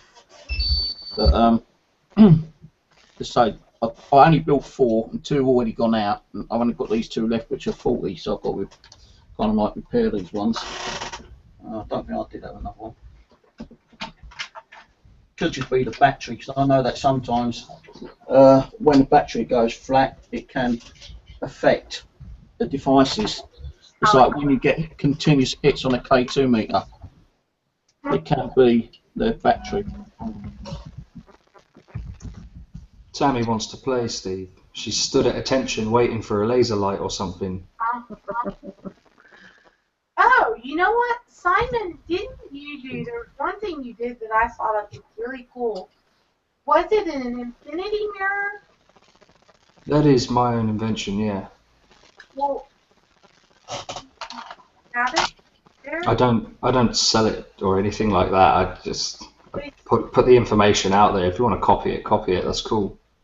No, but what kind of things have you gotten from?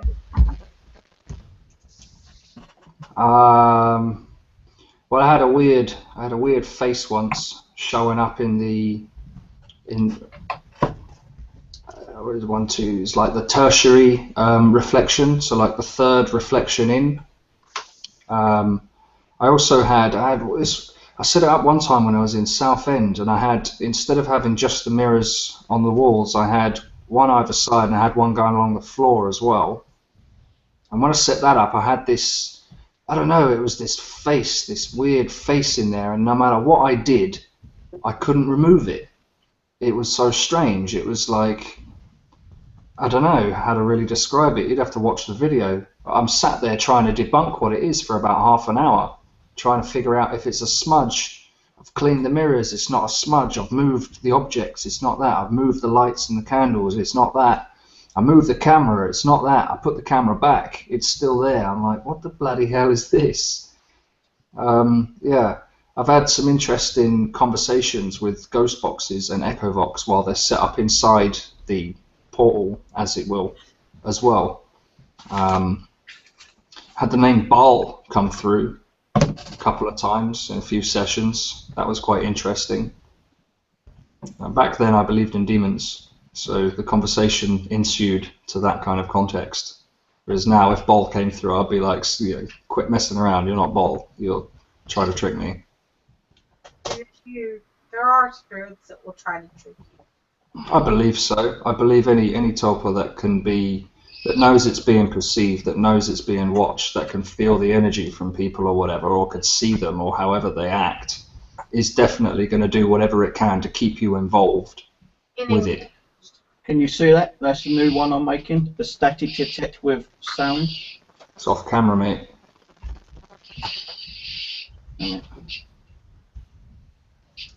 Oh, The reason why I was picking up static because I've got my plasma ball running. Oh, okay.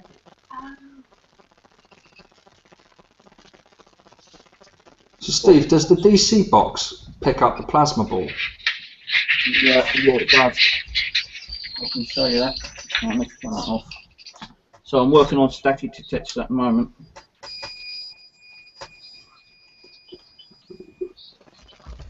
You can't hold it though, because when I hold my DC box, if I move it anywhere, it picks that up. Ah, sweet. So it is definitely static, picking up static. Wow. Yeah. All right, lovely. I'm just trying to figure out what the hell it was the other night that touched my DC box, because I kind of want to figure out exactly what they run off of. We know they run off of static, but I swear when me and you were experimenting, we found that they get triggered by other things as well. Yeah, well, this other new device I've built, another one I've built. This. What's that? I need to change the battery over.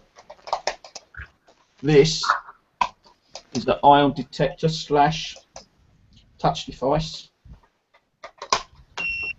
Right. Okay. So I've got my plasma ball. Right. Right.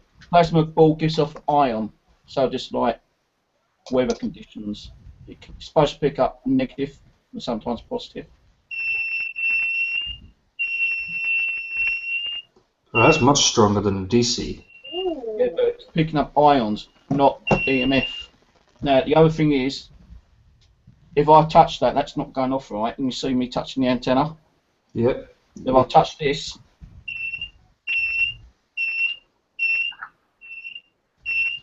so it's actually detecting touch, because it's like a 2-in-1 device, a touch sensor and an ion detector.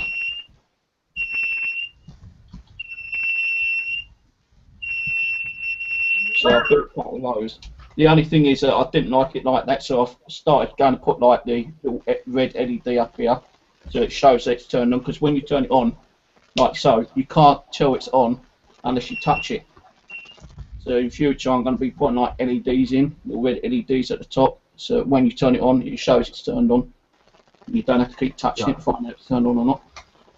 Yeah, that's what I like about your EM pumps. You can turn them on, and you know they're on because you've got your little red light, and you know when they're starting to lose power because the light dims. Yeah.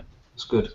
Unless you've got one of these EM pumps where you can actually, right, just turn it on, and you've got the, you know, what's the I name? do. I got an EM pump Pro as well. I can turn up all the voltage of it. Pump I gave Simon as well.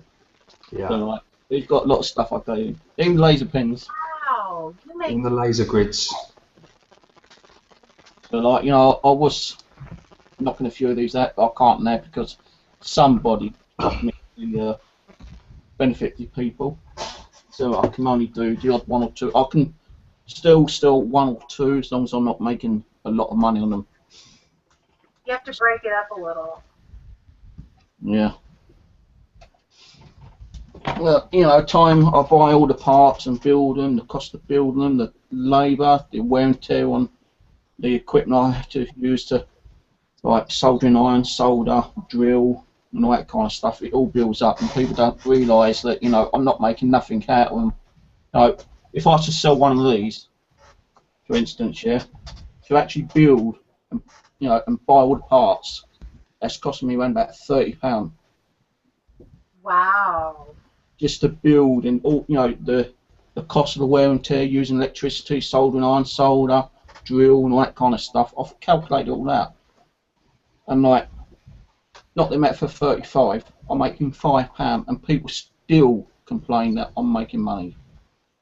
Oh, see, that's something like that that's made like that. That I think so. So I can't really sell stuff. I can like trade stuff, but I can't really sell much stuff, you know.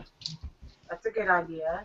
Well, why don't I set you up a charity, and you can work for my charity doing charity work. Me says that I can't even get charity. Oh wow. What person? I'll put it in here. Like, you know, the person who's going through Blocked? everything. person who shot me is going through every string to deground me, stop me from helping people to buy cheaper equipment, stopping me from making a few pence to pay off all my bills. This is horrible. And that's him. That's the person. Huh. It's what that's And the person admitted it to a couple of other people that he did it. And and not only that, a few other people have had problems with that person as well. yeah. I saw the screenshots on that. That's people take this. I always try to remind people we all love the paranormal, and it's just YouTube. Thing is, I've never done nothing harmful to him. I've never said nothing bad about him. Alright, he got attacked a couple of times through comments when I've done a live stream where I caught that manifestation in my room, and people were attacking him. But he'd already reported me weeks ago because I got lit from my social benefit people. And I had to go in there and prove I was not making money on YouTube. And I had to sign a statement on the money I'm making. And if I build these devices, I've had to write down exactly what I was building, what I was selling, if I was to sell any. And I can't even sell that many now because, like, with our social benefits, you can only earn so much money extra a week before you have to declare it. Yeah. See, I think that steps over a really huge line. Well, I can't really say the name. I don't want to be dropping no names, and I've got to be careful what I'm saying because they can still. Yeah. I think all I'm trying to do is help the paranormal community. Like, you know, as I said, that's the same thing as a REM pod, yeah? Would you rather buy something similar to a REM pod where it's costing you like £100 to buy a REM pod when this device does exactly the same thing? And it's more smaller, compatible, you stick it on your pocket. that's cool. Oh man, I've already told you I prefer your devices over pretty much anything that's sold on the market, as it were. They cost 3 or 4 times as much, but boxes do exactly the same. I stopped putting it on Good trade. like eBay now because, like, you know, I've had to be careful, and anytime I do sell something, I've got to let them know. So if someone said to me, "Can I buy that for you today?" I say, "Yeah, okay, that's the price." And as soon as I've got a payment, within, like, if it ain't the amount I can make, if it's less than the amount I can make, then I don't need to know. But if I think you can actually earn up to £100, I don't know if it's a week or a fortnight, without actually declaring it. But if I sold 3 of these and it cost, you know, and I sold them for, say, like £105, I have to clear that £105. Oh wow. Wow. Do they then not care much that you have to put all that money back into building new ones? Yeah, they don't care. Well, the benefit people know about that, but the people who shop you don't know about that, do they? They don't realise how much it's costing you to buy the parts and building them. And I'm on about the people that take the money from you, the DWP. oh yeah, they know. They check up. I'll give them permission to check up on me every 2 to 4 weeks. So I'm not getting into any shit, you know. Yeah, well, that's enough of that. I think I'm going to go make a cup of coffee, mate. Yeah. I think it's all down to, like, jealousy, to be honest with you. Oh yeah. Jealous 'cause they can't build it, or they haven't got the money to buy it, or they're just because, like, you know, I can prove that some of the devices that I build work, and they just don't like it. They think I'm ripping off the bigger people who sells devices for 10 times the amount. Right. It's just something that keeps you busy, that you like Yeah. to do, and that's what's most important. And, you know, yeah, people taking that away is wrong, but you know what? Karma comes back. That's a given. Hmm. And it will. Well, soon enough, is that person's gonna spill the beans on someone else, and that person not gonna like it, and they're gonna retaliate by Right. reporting him to the American tax office, because I'm pretty sure that person's making money, Yep. and they probably take him to court for slander. But if Right. you can't prove it, and like, you know, when he said I was making money on YouTube, I had to go to the benefit people. I told them, give me a computer right now and I'll prove to you right now I'm not making money. But they wouldn't give me a computer. So I said, we don't need the proof, just sign this statement. And I signed the statement, and then they contacted me saying, well, we might have to keep, like, you know, taps on you every 2 to 4 weeks. And I said, that's okay. If I'm making any money over the amount I'm entitled to, I'll let you know, which I do. So I'm safe by that. And I just can't understand why they don't in the first place, you know. And one of these days he's going to do it to the wrong person. And if they can prove that they're not making money, and he sees that they are, they're going to have him for slander. And isn't that a federal offence in America? Slandering people? It is. And that can lead into imprisonment. So he needs to shut his mouth up and keep quiet, you know. Yeah. And I know sometimes he gets access on different accounts and spies on us. Oh, yeah. And he's got spies who watch us. That's why I don't say the person's name. Yeah, that's why, yeah, for people in chat, the name, we're not going to talk about the name. It's just, I know other people have been, you know, affected and stuff. You know. We're trying to learn, we're trying to, like, experiment, we're trying different devices to, like, communicate with the spirits. How are we going to do it if we don't build these devices? We're We're not. never going to find out, you know. That's why it's so important. And they end up being such a better thing than the mass-produced stuff in China and, you know, all that. So it's so important that we have people like you that will, you know, try something new, or like whoever that guy was that made that that fire engine we were talking about, you know. So all those things that, you know, are cool and that need to be being done. So The other thing is, with when building devices, you've got to buy, you know, a small amount of the same thing, because it's not going to work the first time and you're going to screw up certain parts straight away, so that's money in the bin, you know, kind of thing. sometimes you then, it doesn't work, and then you... It's experimental, and that's what we're doing. We're trying to experiment with new devices. You know, someone could think of the most simplest thing and then put it out in the market and become a millionaire on it, you know. I'm not looking for that. I'm just trying to, like, experiment and pass on to people who requires it, you know.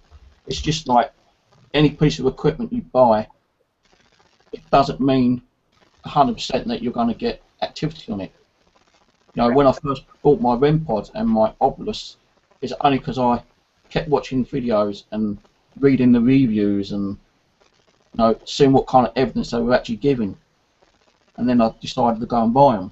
That's what people need. They need to see people building software, you know, ghost boxes on PC or Android. And if they like it, they're going to buy it. But because they've seen 1 or 2 reviews, it doesn't mean that they're going to get hit straight away.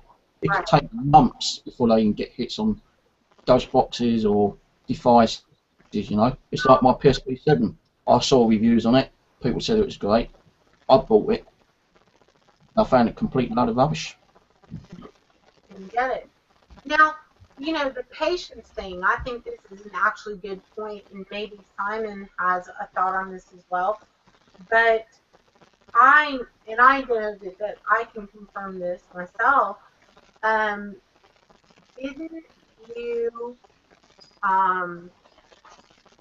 there was something with the Ouija board that it takes a really long time to connect with the energies on a Ouija board when you're doing it by yourself?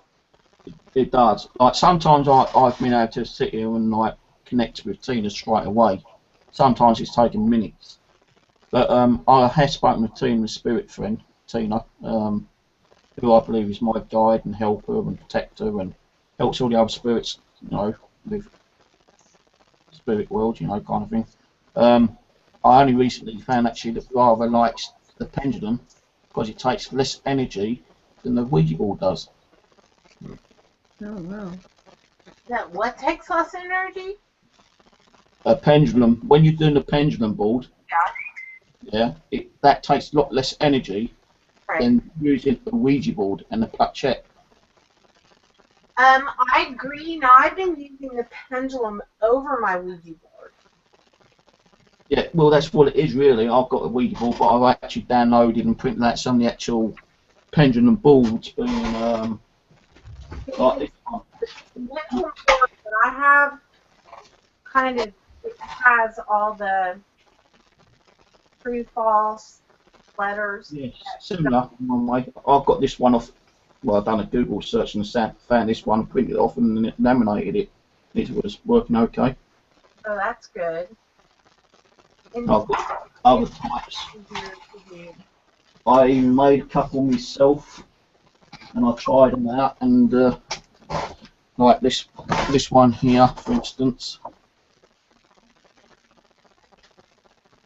Oh! I made that one. It's got like, how you feeling today? And they can say, oh, good, bad, unhappy, excited. How was you killed, murdered, drowned, suicide, or whatever. You know, different kind of things. And I've done that one. Did that one as well. But it seems to me that they didn't like that one all that much because it's too much, you know. They rather spell it out and even with the. I got that one. That's the one that is like that one, for instance. You know, Good, Perry. you had to have. They had to use so much energy for it to stop. I don't know if you saw that or not, but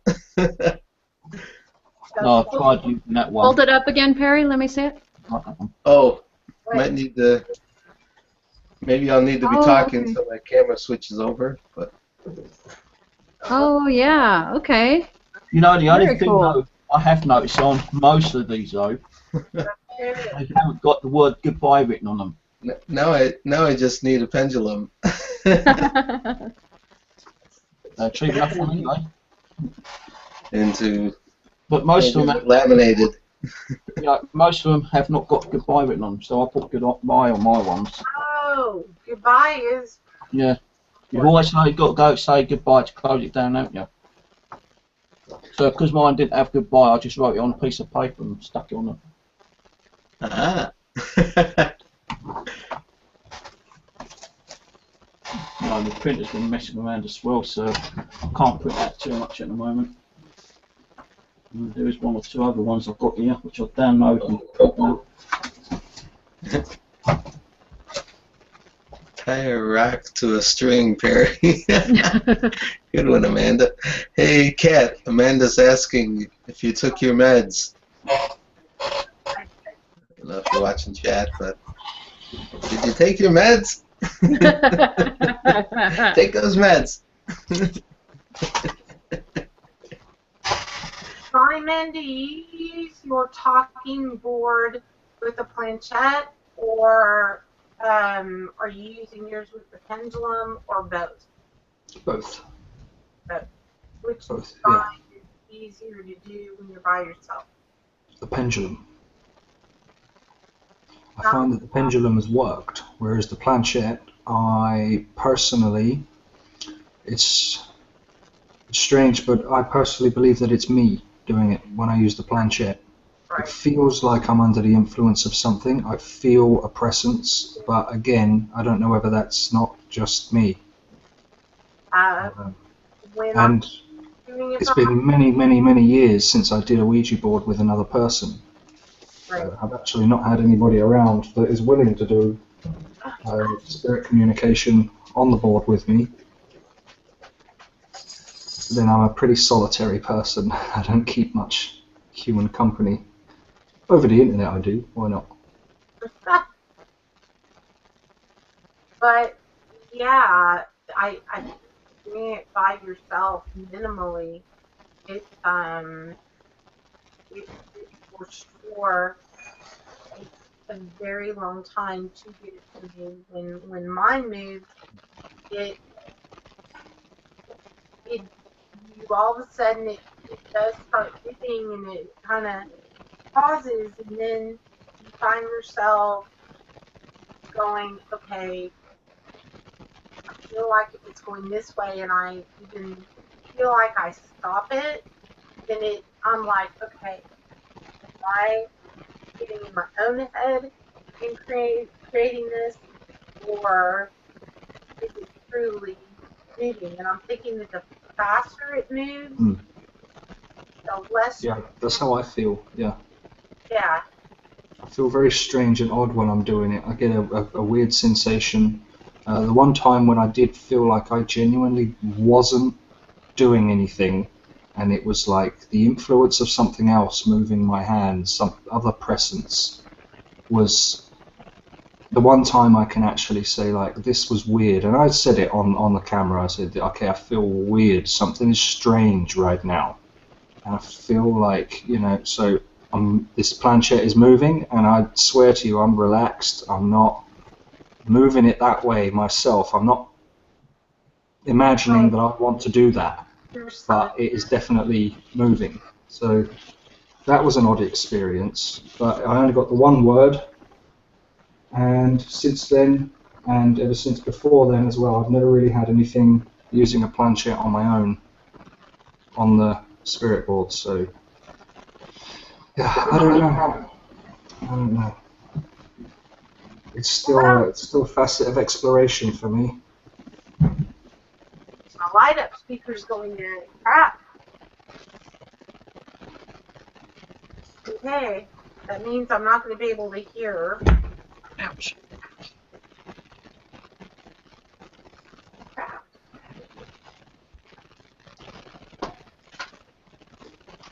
So this is interesting. Two of the shadows are moving quite a bit right now, and one of them is not. Oh. Whether it's the air coming out of my nose affecting the candles or not. Just product test.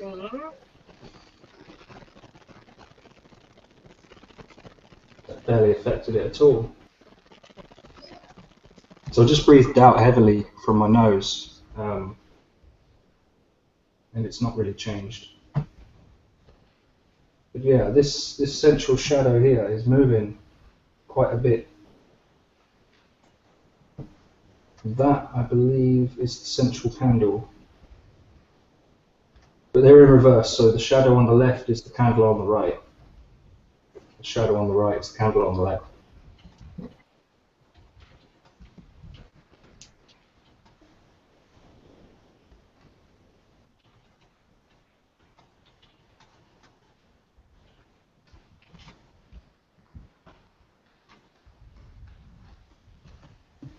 Interesting. On Friday night, when I do the show about the lost city of Atlantis, I'm going to be doing the outdoor fire pit to try to get some fire ITC Friday night, along with Ghost Box. And I think I'm going to use Echo Box, and then that new app that Wes is doing or made, and then a regular Ghost Box. That's Kat, awesome. how much And research? I think too, you know, more and more, I want to do more and more portions of the show with EVP. Good idea. It's phenomenal when you get something straight out of the air. Yeah, that's for sure. That is. That's going to be awesome. Well, that's what hooked me into doing this. This is my first EVP. Yeah, that's what. I wanted to learn more, you know. That's what gets There's going to be the times when I get back online after having a little break. I'll be calling some of you guys up and doing some more EVP experimentals. Nice. Oh, hell That yeah, sounds let's good. do it. I've got several different EVP recorders. You know, I just ordered that phone, the one you got, and then I've got my Olympus, and I've got the Roland R26, which is a more expensive one. This is my latest You've one. got an Olympus as well. That's my latest one, and I've not had one EVP on it yet. Tell me what you think about the Zoom. The Zoom 2H, what I've got in the living room, I use just as an audio That recorder. one, the place down the street has one of those available, and I think it's $160. I paid Is that a good price or no? I can't remember how much I paid. I think I paid £80 for my one. All right, so that would be. It's quite expensive, Kat. Yeah. The only thing about this one, it actually, if you got it on 4-channel, and you got it set so it's like recording 360. When you're recording it on 4 channels, actually saving 2 EVP files at a different frequency. It's not much of a big frequency, but there is a difference. And sometimes different EVPs to the others. Steve, speaking about frequency, I need to have a conversation with you about your devices and speakers and frequencies. Can we organise a time to do that? Yeah. Cool. I just bought this external speaker. Actually, it's like a little mini amp for guitars. £15. Hey, that's what I use. I use amplifiers for guitars, and I turn them right up, man. They work. And I'll tell you, this is a loud mother. They are. They are. 15 quid. I thought I saw it because I saw one, and the one I actually saw, the first one I saw, it had the echo effect on it, and I thought I actually bought it, but I didn't. I selected the wrong one. But on some of the little mini amps, you've got like a tune where you can control a certain echo effect on it. So that's the next one I want. And Kat, I wanted to ask, how much research have you done into the Atlanteans for this show? Well, this is definitely something that, albeit it's going to clearly make me even more weird than people already think I am. But I definitely believe that, and I've known this since I was 18, that I had a past life in Atlantis. And I have a lot of memories of things that have been validated by other spiritual workers throughout the decades. And okay, I'll just throw it out there for you. Yeah. Before I started doing my YouTube channel on paranormal investigation, I was predominantly very much interested in mythology. And I did a lot of research into Atlantis and the Atlanteans. Yes. So I'm not going to say anything here live, but if you'd like a private chat, I could give you a lot of the information that I've got. Just yeah, I would. What's in there? I don't even need to go on. You know. So I'll give you some information about that before your show if you'd like. Yeah, I would love that. Heck, I'd love for you to come on that show. I think that would be kind of cool. Yeah, I was just going to say that. Definitely. When is it? It's going to be Friday night at 8 o'clock. 8, 9, 10, 11. What side of the coast are you on? I'm on.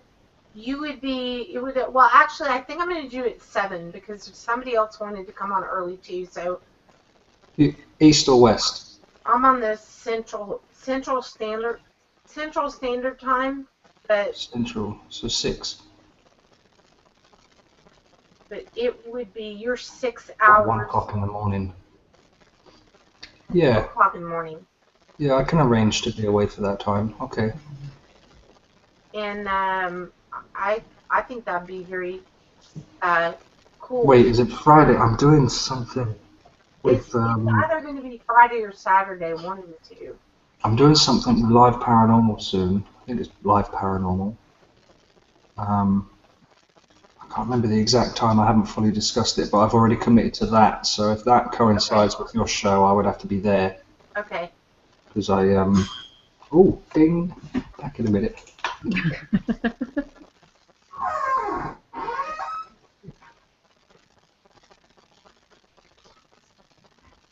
And And man, you know what? I don't think I can live stream for short periods of time. It just doesn't happen. I think I've been on since 7 on a school night, right? Uh-oh. 7? Yeah, it's 10:45 now. What? Your time? Yeah, I got on at 7. Here's a little kind of thing I'm looking at doing in the future. A little kind of new device. Well, it's not so much of a device, but I'm thinking of getting a doll which has not got no kind of like spirits attached to it whatsoever. Mm-hmm. I'm going to take it apart, and actually it's a bit nasty to a doll, but I'm going to cut it open, and I'm going to put either a DC box or a static detector inside it or something, and a few extra LEDs that if anything attaches or tries to touch the doll or pick the doll up, you're going to hear a very big Oh, neat. bit like that Bear Buddy or whatever it was bloody called. But, it's going to be a bit like this. Shit. Hang on. Just smashed my K2 on the floor. Whoever's got headphones on, I'm sorry, but this is going to be a little bit loud. I don't know if it's going to work though. This is one of my sensor devices I made.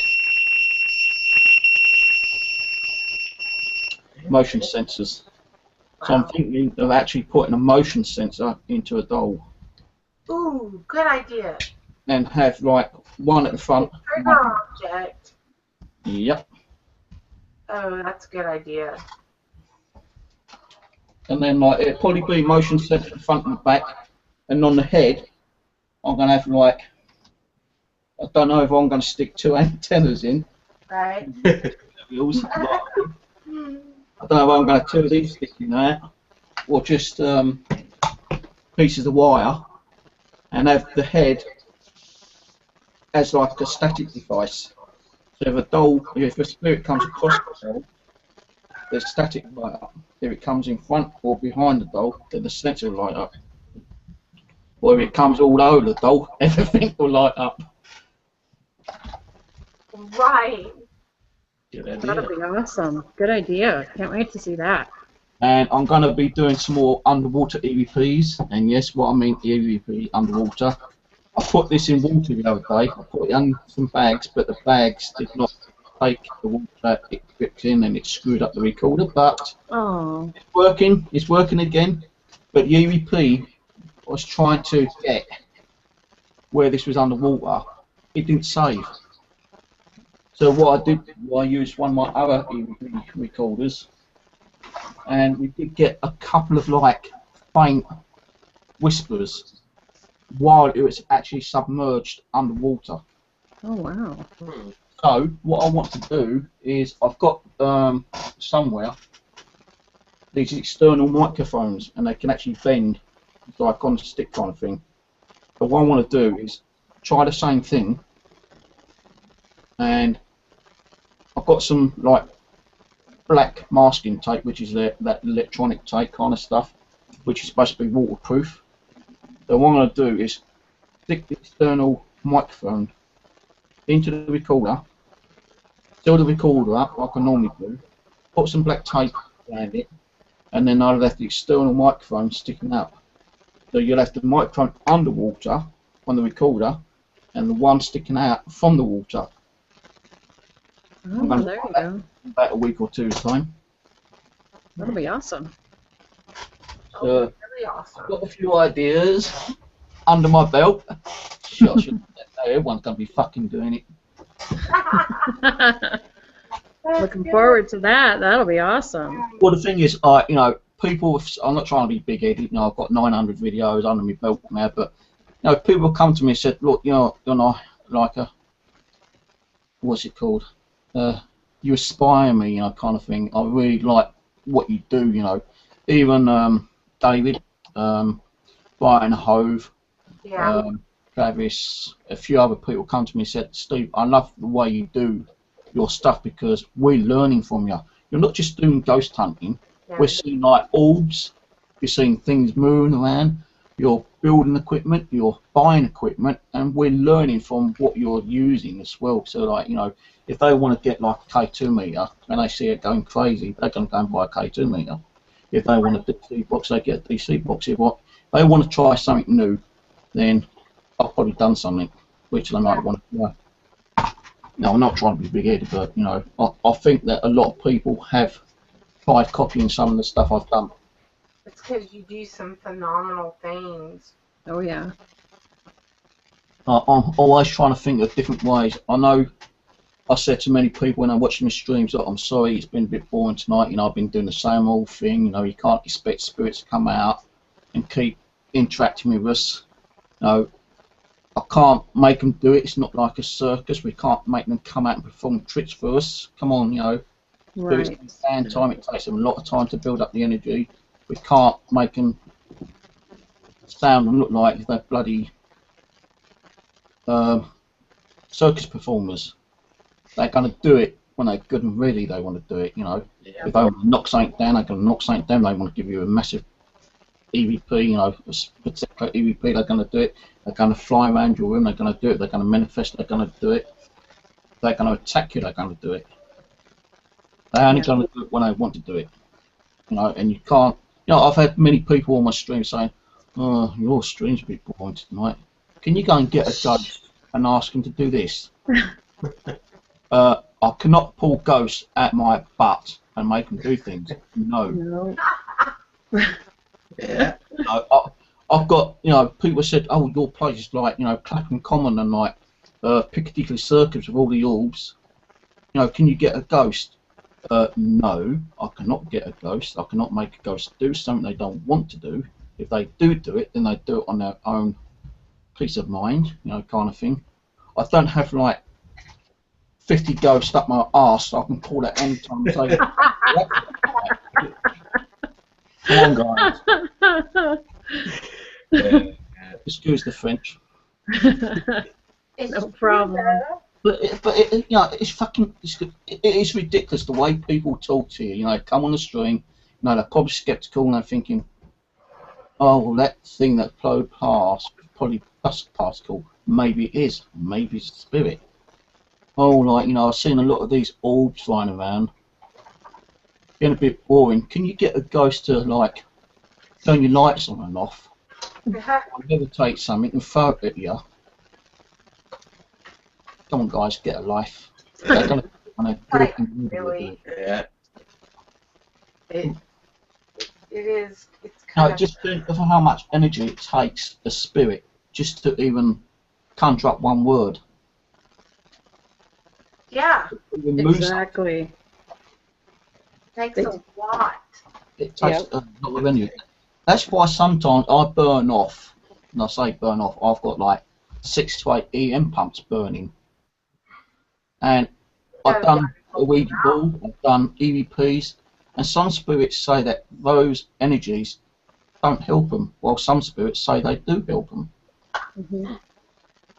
I've even had a reply on an EVP and a Ouija board. I had an 8-inch one once for you, and I said, "Does the energy from this plasma ball help you?" And one spirit came through to me and said, "No, it harms us." Oh, Really? really? But then I started looking on YouTube and people were going, "Oh, like, you know, I've had EVPs saying, like, you know, the plasma ball helps them with the energy." Maybe there are certain spirits out there who are afraid to even use the energy because they think it's harmful, while some other spirits, possibly the negative ones, think, "Yeah, you know, give me some of that energy, and I can come and knock the guy's head off or whatever, you know, scratch him, poke him, move something, throw something at him." Doesn't mean that they're negative. Right? It could be a positive spirit who likes the energy. I don't know. No.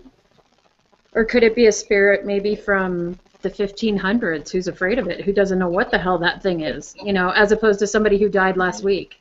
That's you know? right. When I use a piece of equipment, right, I always say to them, "Look, spirits, this device may look to you, if you died in the 16, 17, 18, 1900s, yeah? Yeah. It may look like to you something demonic. It may look like witchcraft. Yeah, but exactly. it's not. It is technology we use now, and this technology we're trying to use to communicate with you in different ways.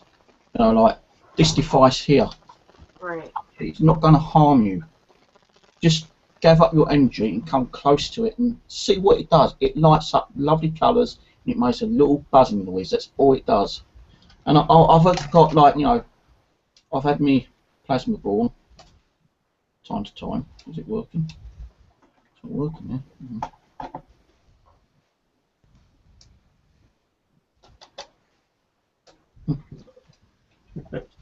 Suddenly malfunction for me. Uh-oh. Oh, there we go. So I said to them, look, you know, look, if you like that energy, use that energy to light this up. You know, and I don't know if you can hear that clicking because it's got a buzzer in. Right. Yeah. I think I was the first one ever to think about putting a buzzer in. I say that because I was on investigations one day in the cemetery and it was broad daylight, it was hot, the sun was beaming down, and there's me with a camcorder filming, and you couldn't see it because the light was beaming down and it's like blocking out the lights.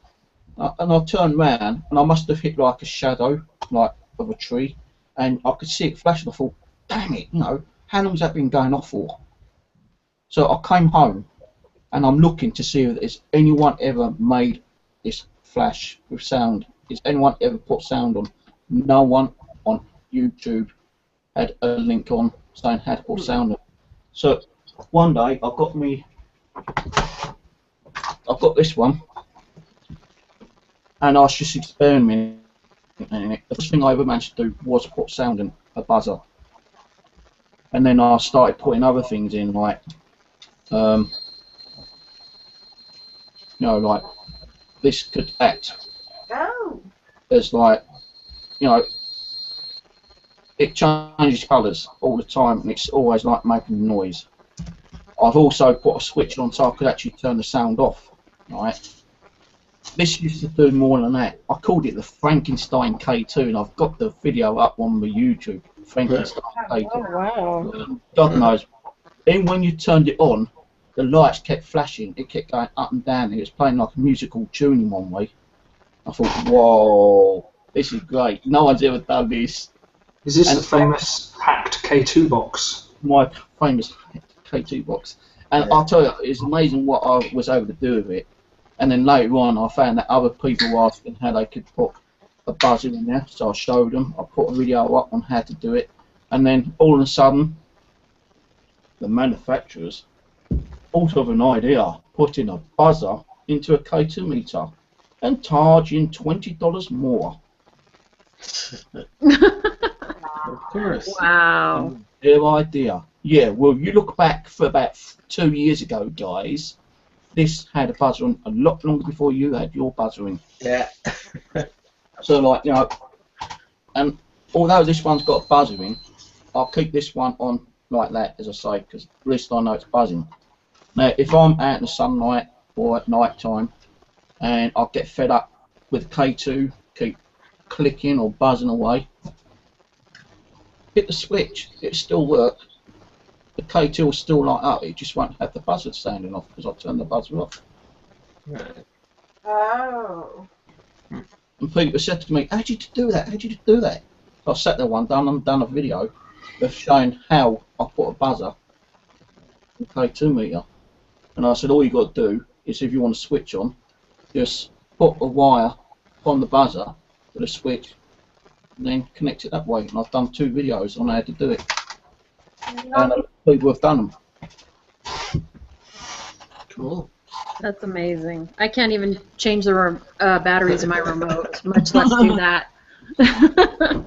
It's just sitting here and like thinking of ideas, you know, how to get things working the way you want it to work. Yeah. Yeah. Awesome. You know, I've had to cut the radios in the past, but you know, some of the ones I've really wanted, you can't even get hold of. I've got a great little experiment for you, Steve. You're going to love it. Yeah. It's a little box that you can build. Yeah. 18.6 hertz. That's the frequency of the human eyeball. And I want you to build a box that fires that frequency out of a speaker. You can't hear it through your ears. Then all you need, I suppose, is just a normal radio. You take the crystal out and change it to 18 hertz, don't you? I don't know. You're the technical man. That is I'm the guy that thinks, you're the guy that builds. No, I'll tell you, I am limited. Years ago, I was able to build stuff I wouldn't even think of building, but now, no, after my dad died and I went through that depression mode, a lot of the stuff I knew is just kind of leaked out of my little brain, and I just can't even remember half the stuff I used to build now. But whatever it is, we need to get something like that built, and you need to test it by putting it in a room with nothing else, turn it on, sit in there, and see if you feel a presence when you turn it on. No, the other thing I want to build, the same thing as that Mark Colston built. And we're going to patent this one so no one can nick it. That's what I was going to say, yeah. Painting it. Okay. Yeah, I will paint in it, or you will paint in it, one of us. Take all the money and the profits and say... No money, no profits, just painting it so that people can't build them and sell them. Yeah. Like, You guys keep talking People have said to me, why don't you paint in your DC box? Because you've got the technology that is already being used in the REM pod, and you cannot pattern a circuit board which is already patterned. but you can pattern something that we build from scratch like this. Unless you reorganise the pattern on the circuit board, then, you know, kind of like making the circuit board which is already available and then just changing it around, but it still does the same thing. Then you might be able to pattern that, but still under the same idea, the original pattern. And then, you know, whoever patterned the original idea could probably say, well, that was my idea in the first place, and, you know, I'm taking your court and sue you for millions. I saw something on the interwebs today that made me think a little bit about. Basically, something happened to a particular person who was very scientific, and this scientific individual discovered why said things were happening to him, and it was to do with this frequency. Now, there was nothing paranormal about it, but I want to know what that is. No trouble with that bass. That's a song. That's a song. Now I know what it is. Can't monetize the video now. I've got one of those like dancing singing bears. I thought it's like, Yeah, it's nothing paranormal. It was nothing to do with it. It was a guy discovering why he felt like a strange presence or whatever. But I believe that if you can build a speaker that can pump out that frequency that's undetected by the human ear, you might be able to inadvertently cause these paranormal feelings for people.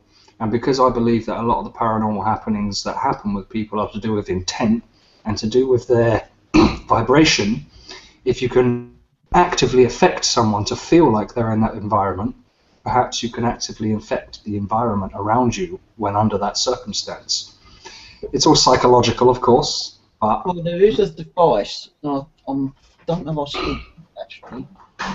well, no, I still got it, but the point is finding the damn thing and all this stuff. But there is a device. Look at all these little boxes he's got, guys. Look at all these hundreds of devices he's got in his drawer. Yeah, it's seen half of it.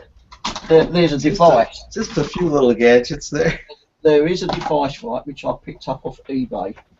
It's a small box like this, and it's got a cable coming out, right, with a phono plug on, 3.5 phono plug. And apparently, you plug it in to a recorder, it picks up a frequency, and it records that frequency onto a digital recorder. And it's supposed to pick up EVPs, right? So I reckon you could probably do the same kind of thing by taking the diode out, because it's all just a diode, and then replacing it with a crystal.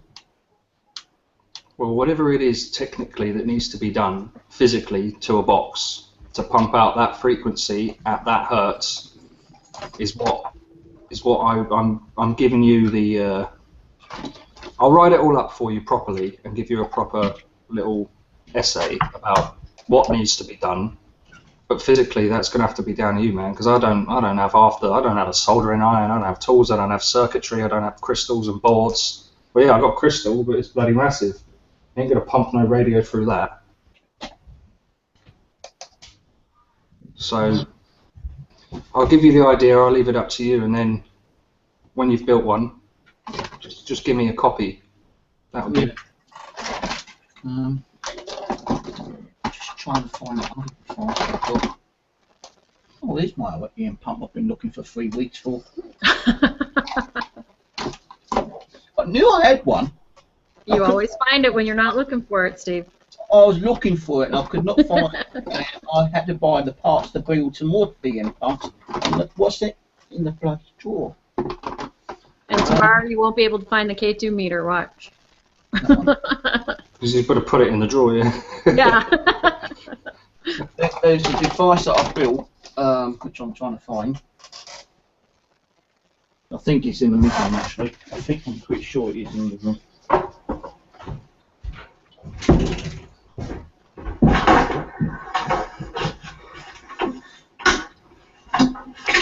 Oops.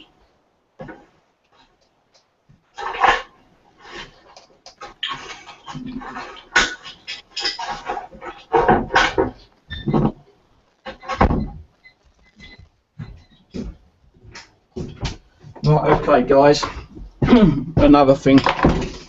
Right, many of you have seen this on eBay for about 80 odd quid, £90, maybe more. Okay. What is it? It's a sensor, so it picks up motion. Okay. Okay. So, I think the battery, there we go. So, Pyramid. Yeah. goes past it, yeah? It'll set it off, right? Because it's picking up me right here, it's going off, Okay. right? That cost me £100, yeah, about between £80 and £90, right? This is my version, and the only difference is that I put the sensors in front. Okay. Well, that makes more sense.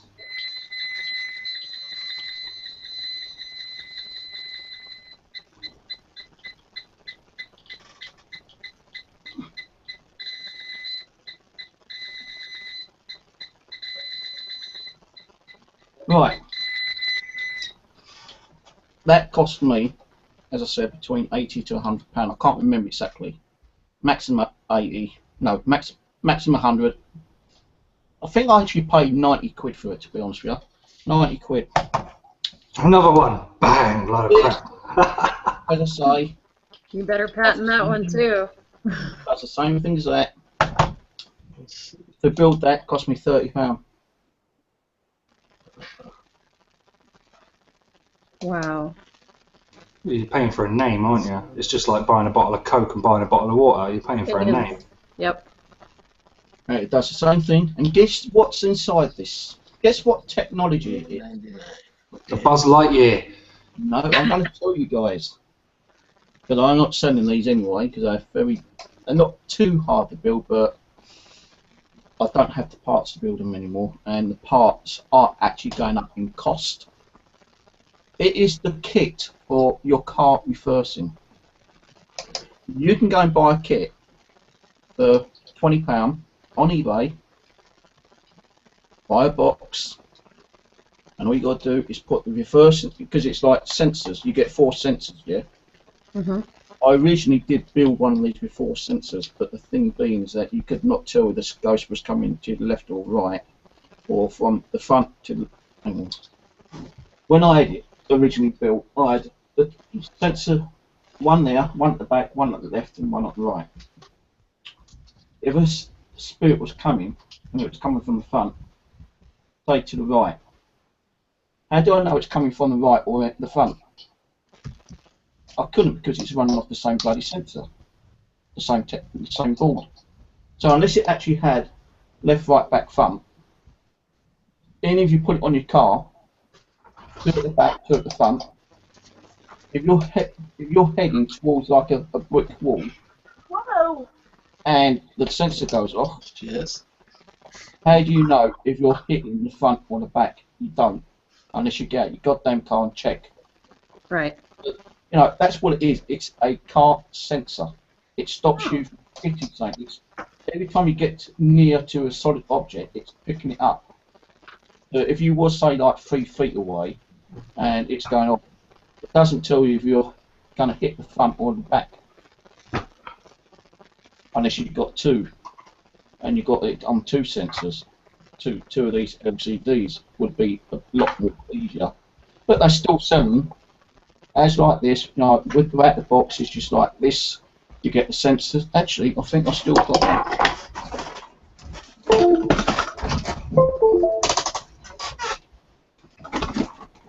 I know that noise. That's his husband going off.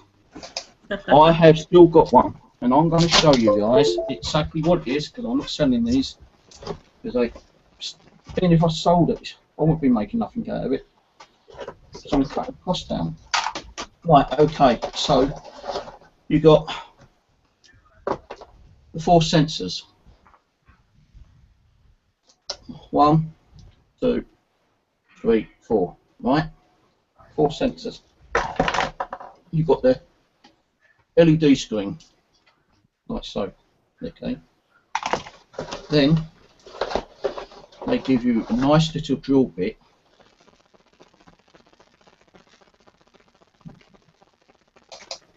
They give you a nice little drill bit, so you can drill 4 nice holes in your car bonnet.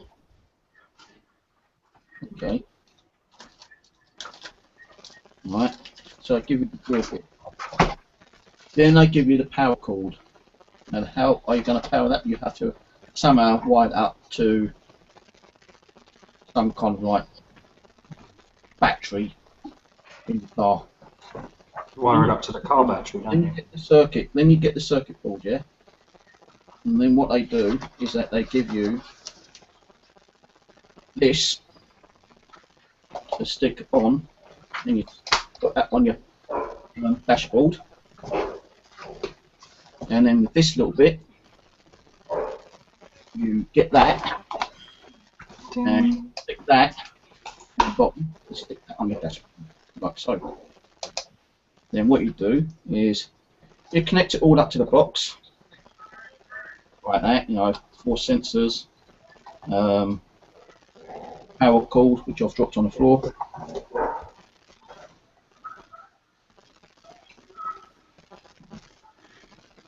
I ain't gonna connect it up because I ain't got a way of connecting it up with a battery at the moment. So that's it. I've given long enough cable so you can actually put it underneath your dashboard and bring it out and stick it in holes you've made in your car. Mm-hmm. And then once you turn it on, it will just be like that. And when you've got it all drilled out and the pressures, the sensors drilled into your 4 corners of your car, as soon as you reverse or near a solid object, that's when it's going to go off. Oh, okay. So they have put a $20, well £20 car reversing kit into a box, plastic box. This one takes 8 batteries, right? And they've cast it as a ghost hunting equipment, which it can be used as ghost hunting, because I've had a lot of activity on this. I swear on it, I've had a lot of activity on it, because some unformed movements moved in front of it and it set it off. And what they've done, they've used it, they've kind of like done some research, they found out it works, so they've decided to put it into a box called the Pyramid and knock it out for $100 or £100 or whatever the price was. And I've built the same thing for £30. Wow, that's awesome. Hey, Kat, you there? Yeah, I was gonna say. You okay, Cat?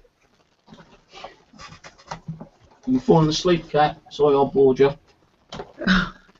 I think she might be done, guys. I don't even know where she is. I know. Well, she probably can't hear us because she took her earphones off. Right. He's Gotta carrying know that she didn't shut this down. No, she didn't. Oh, there's a light. Always running for 8 hours. There you I are. know. Sorry, Here Cat she Darling, is. I'm taking over your show, Phil. You need to What? pick me. Here she is. We've been looking for you. You okay, sweetie? Yeah, I went to take my seizure medicine, making the icy, I thought I bored you. I thought I was nicking your channel, darling. right? we were getting kind of worried about you. Herbie's got my back. All right. Herbie's looking out for me. Furby? Yeah. I thought Furby died. Is Furby alive again? Oh, Or is I he got there in spirit? I saw those Furbies on YouTube, and they cracked me up so much I had to go and buy one. Mhm. I'm gonna send one to Amanda. Me too. I've Me not had to too. move it. The only time it's gone off is when I've touched it, but I'm asking the spirits to touch it, but no. Nope. Maybe they like Furbies. Amanda loves Furbies. We should all send her one.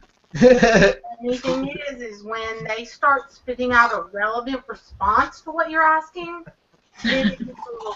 Apparently, Yeah. you have to talk to a Furby for about 100 hours before it starts learning English.